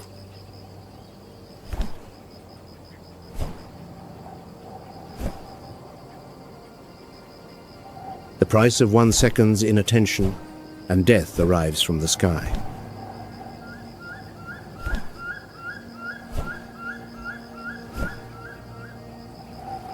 Salonga, Lomami, Yangambi, 3 major conservation zones struggling to preserve what remains.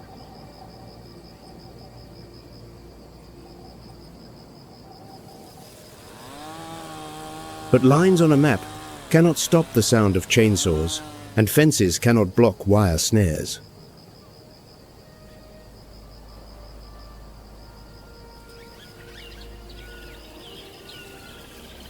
Deeper in the swamp, where light is little more than a memory, something more patient than any leopard is waiting, and it has been waiting here longer than any mammal.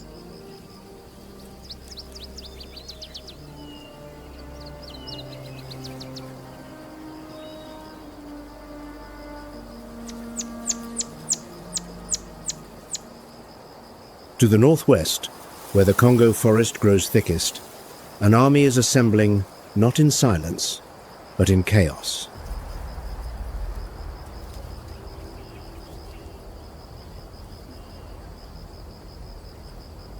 And the one leading that army wears a face painted by nature in every color imaginable.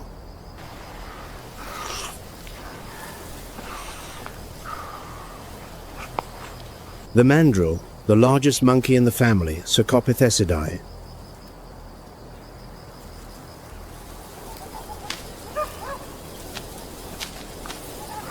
An adult male weighs between 42 and 82 pounds, its face painted red and blue like a warrior's mask, 2-inch canine teeth bared with every grimace.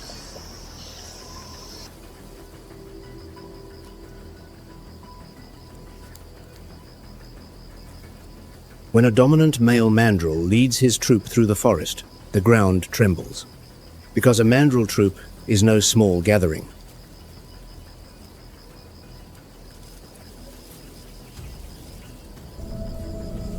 At Lope National Park in Gabon, a neighboring country to the west of the Congo, researchers have documented mandrill troops exceeding 1,000 individuals, 1,000 pairs of eyes, 1,000 sets of fangs, moving through the jungle like an advancing army.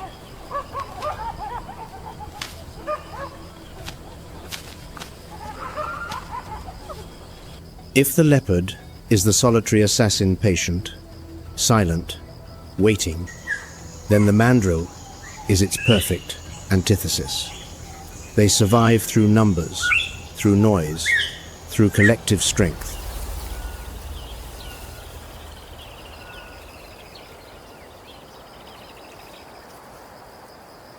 But even an army of 1,000 has its vulnerable, and the vulnerable in the Congo forest do not live long.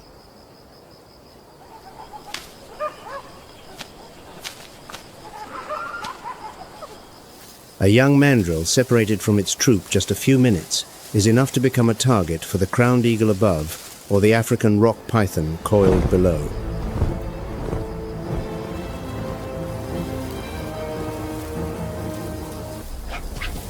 In this forest, the distance between safety and death is sometimes just a few steps.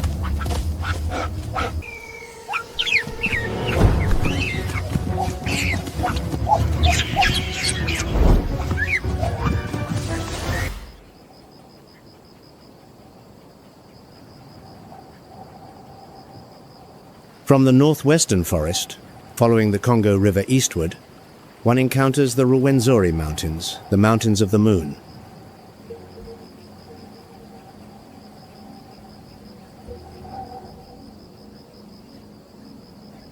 The Rwenzori rises to 16,762 feet at Margarita Peak, the third highest mountain in Africa.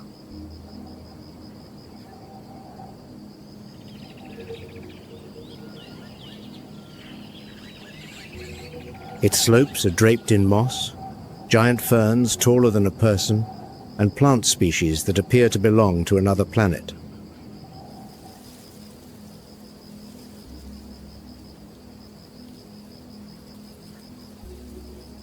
And on those mist-shrouded slopes, one remarkable primate has chosen a most unconventional way of life.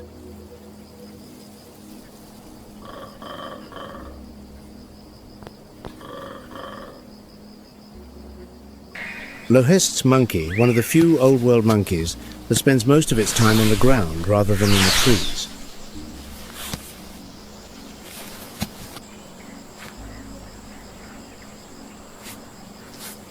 They move through the dense Rwenzori forest on all fours, sifting through leaf litter for fallen fruit and insects.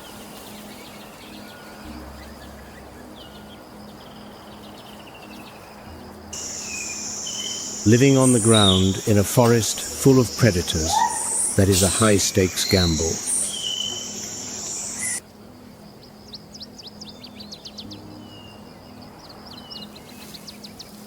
But in return, Lohest's monkeys access food sources that arboreal species never reach.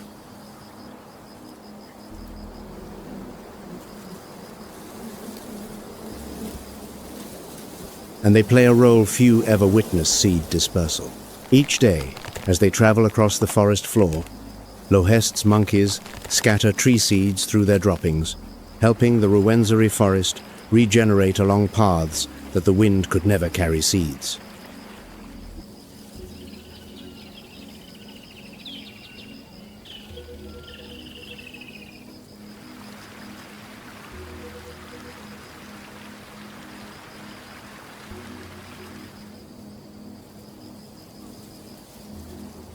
Leaving the mountain slopes and returning to the lowlands, the landscape transforms entirely.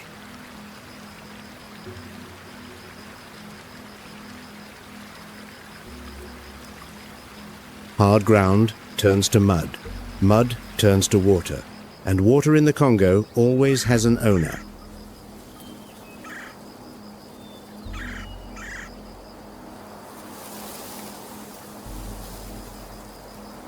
The western Congo swamp forest, where the river widens to 9 miles, creates an amphibious world, half land, half water, where the line between life and death blurs with the water level.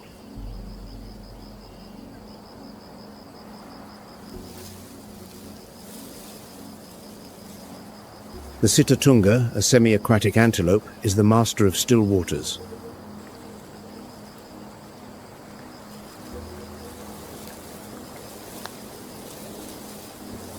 Males weigh between 154 and 275 pounds, bearing a pair of spiraling horns measuring 18 to 36 inches.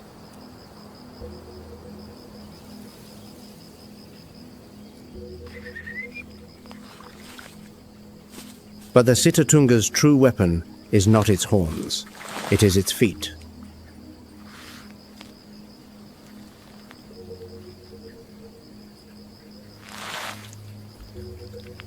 Unusually splayed hooves, like natural flippers, allow the Sitatunga to sprint across floating vegetation where any other mammal would sink.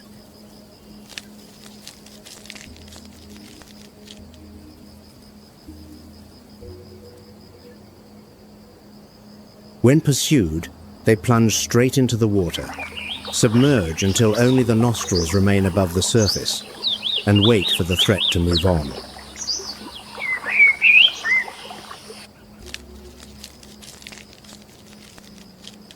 Fear here is not weakness. Fear is a survival tactic honed across millions of years of evolution.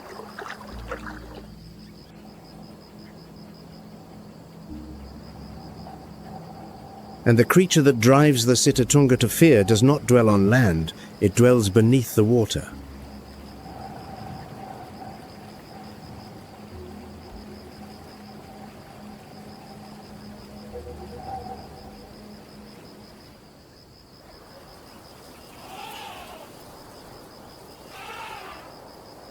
The African forest elephant, smaller and more elusive than its savanna cousin, standing 6 to 10 feet tall, weighing between 2 and 6.6 tons.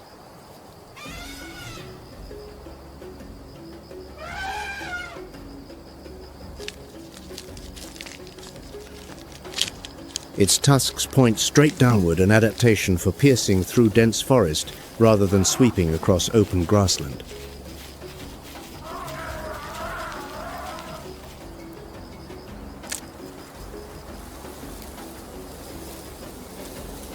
Each day, a forest elephant consumes roughly 330 pounds of vegetation. But that is not merely eating, it is architecture.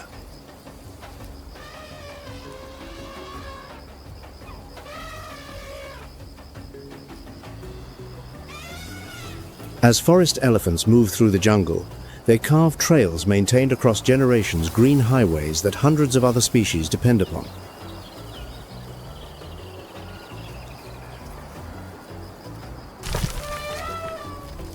They topple trees, open clearings for light, disperse seeds through their dung, every footfall an act of creation.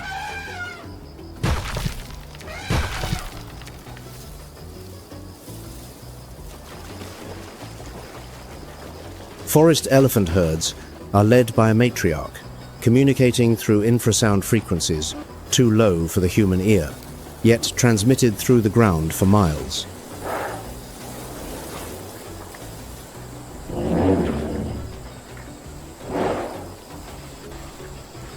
In a dense forest where sight is limited, sound becomes the arms.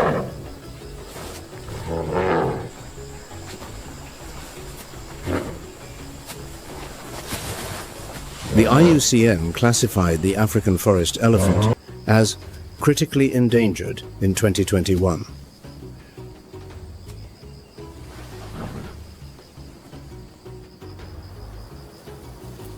The population has declined 86% in 31 years, a rate of extinction that few species can endure.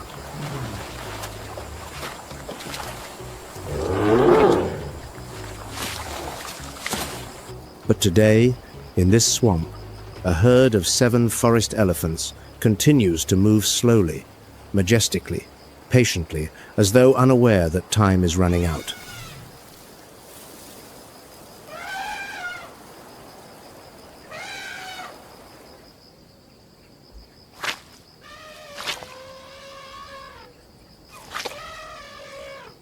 Beside these giants, a far smaller creature lies in wait motionless as a rotting log.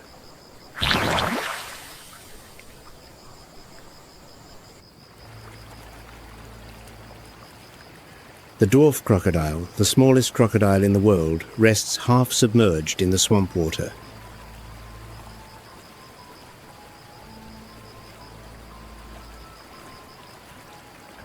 When the dry season arrives and the waters recede, they dig burrows in the mud and enter a state of semi-hibernation, a strategy of supreme patience that few reptiles can rival.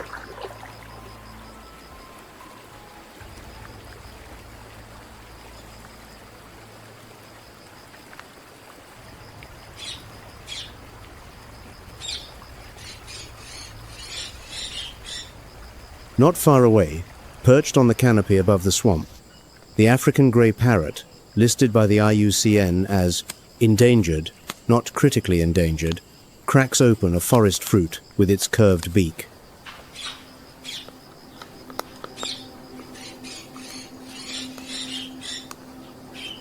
Every half-eaten fruit, every seed that falls to the ground, is a potential new tree. African grey parrots are unwitting foresters.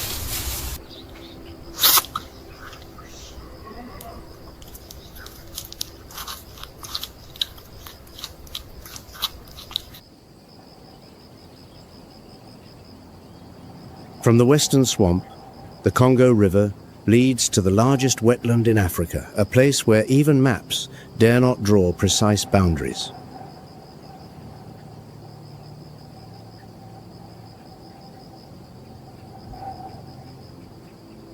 The Cuvette Centrale, roughly 55,000 square miles of swamp, flooded forest, and interlacing tributaries.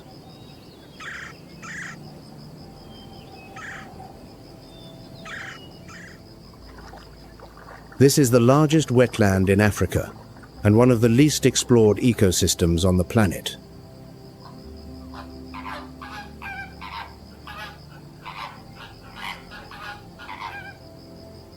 In the murky waters of the cuvette, two crocodile species share territory but never share prey.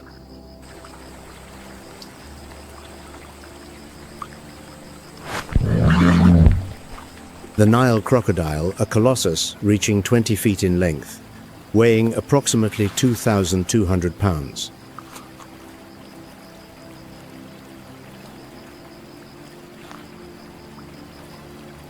It lies motionless on the bank, only its yellow eyes breaking the water's surface, waiting for prey with a patience sharpened by 300 million years of evolution.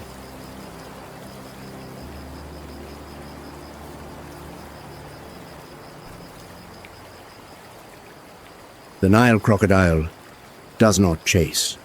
It waits for hours, for days, until the prey steps within striking distance.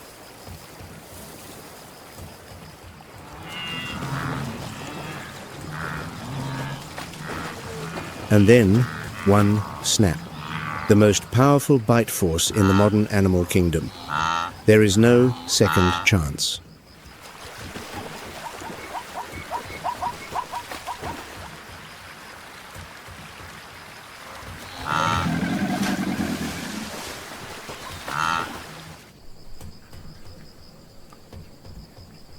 Beside that giant, a smaller relative lives an entirely different existence.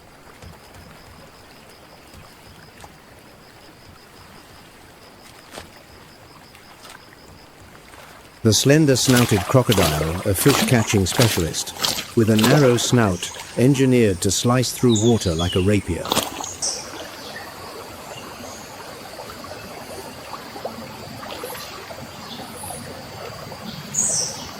Where the Nile crocodile relies on brute force, the slender-snouted crocodile uses speed and surgical precision.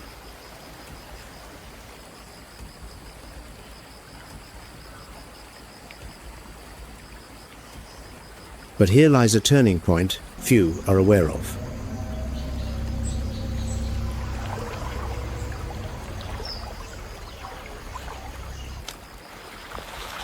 The West African slender-snouted crocodile, Mecistops cataphractus, now numbers fewer than 500 mature individuals.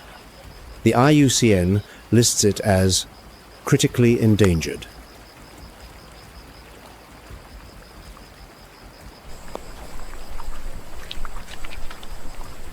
While the Nile crocodile still dominates every river, its smaller cousin slides steadily toward extinction.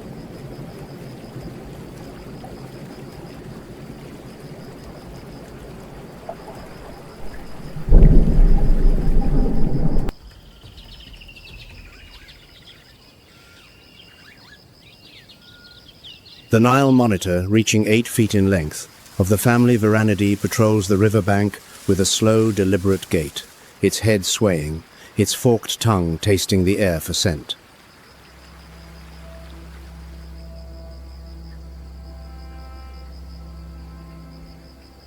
It eats everything: crocodile eggs, carrion, insects, fish, the silent profiteer in every other creature's battle.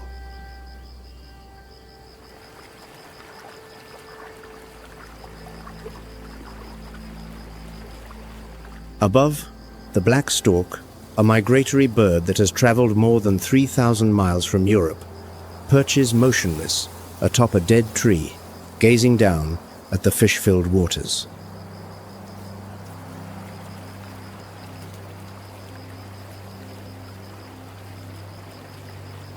Each winter, they abandon the cold of Europe for this place where winter does not exist.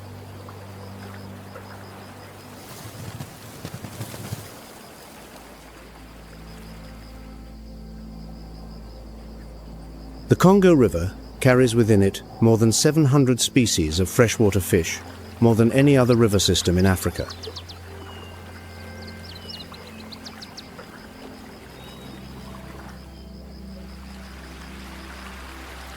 This is a living gene bank, where every bend, Every stagnant pool, every stretch of rapids, generates its own selective pressure, producing species that exist nowhere else.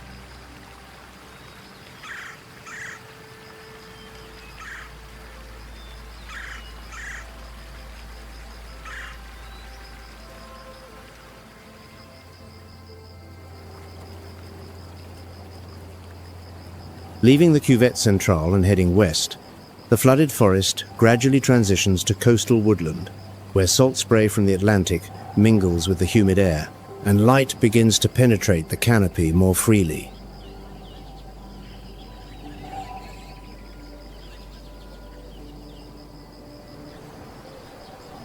The equatorial Atlantic coastal forest, a narrow strip of woodland running along the coast from Cameroon to Angola.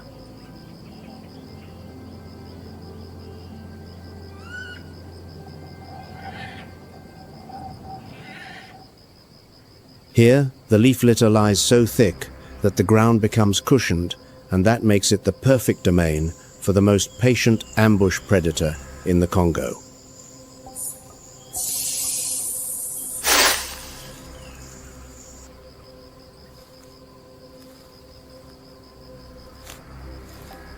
The gaboon viper, a venomous snake bearing the longest fangs in the world, a full 2 inches.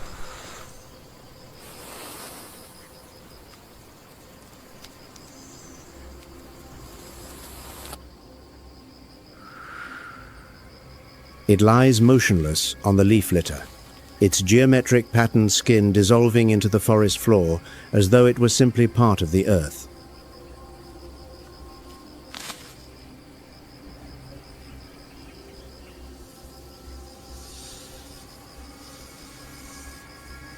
For weeks on end, it does not move, waiting with a patience that even the Nile crocodile might envy.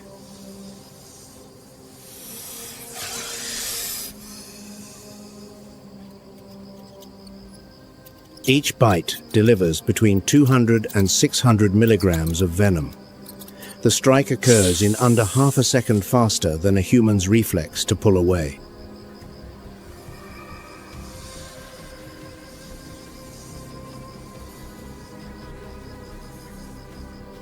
In the Congo, patience is not a virtue.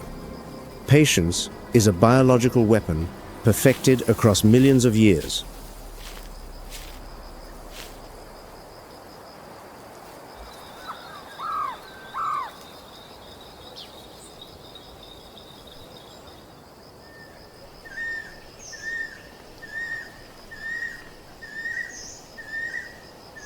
Not far from the gaboon viper, another hunter employs the opposite strategy entirely.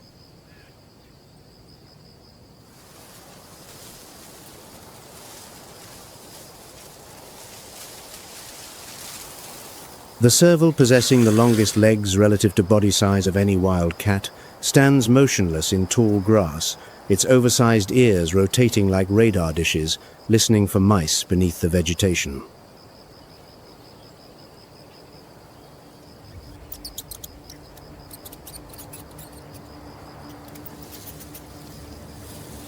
Then it leaps, soaring 6 to 9 feet into the air, both forepaws slamming down with astonishing accuracy.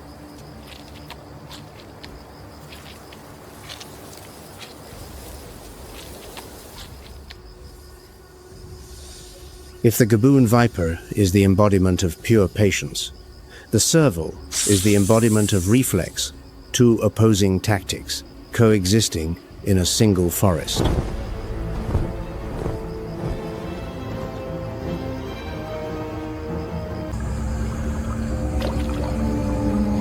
If you too are captivated by these master predators of the Congo, share your thoughts in the comments below.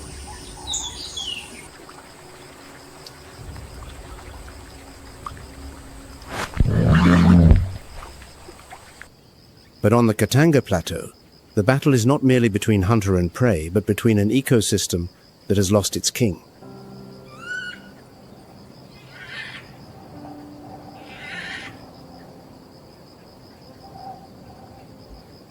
From the coastal forest, traveling more than 1,000 miles to the southeast, the landscape shifts entirely. The dense jungle disappears.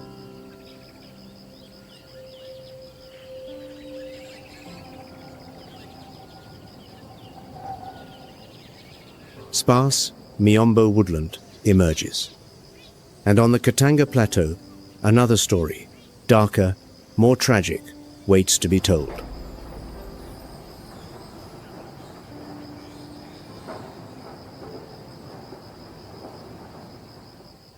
The Katanga Plateau, sitting at an elevation of 3,900 to 5,900 feet, stretching across southeastern Congo,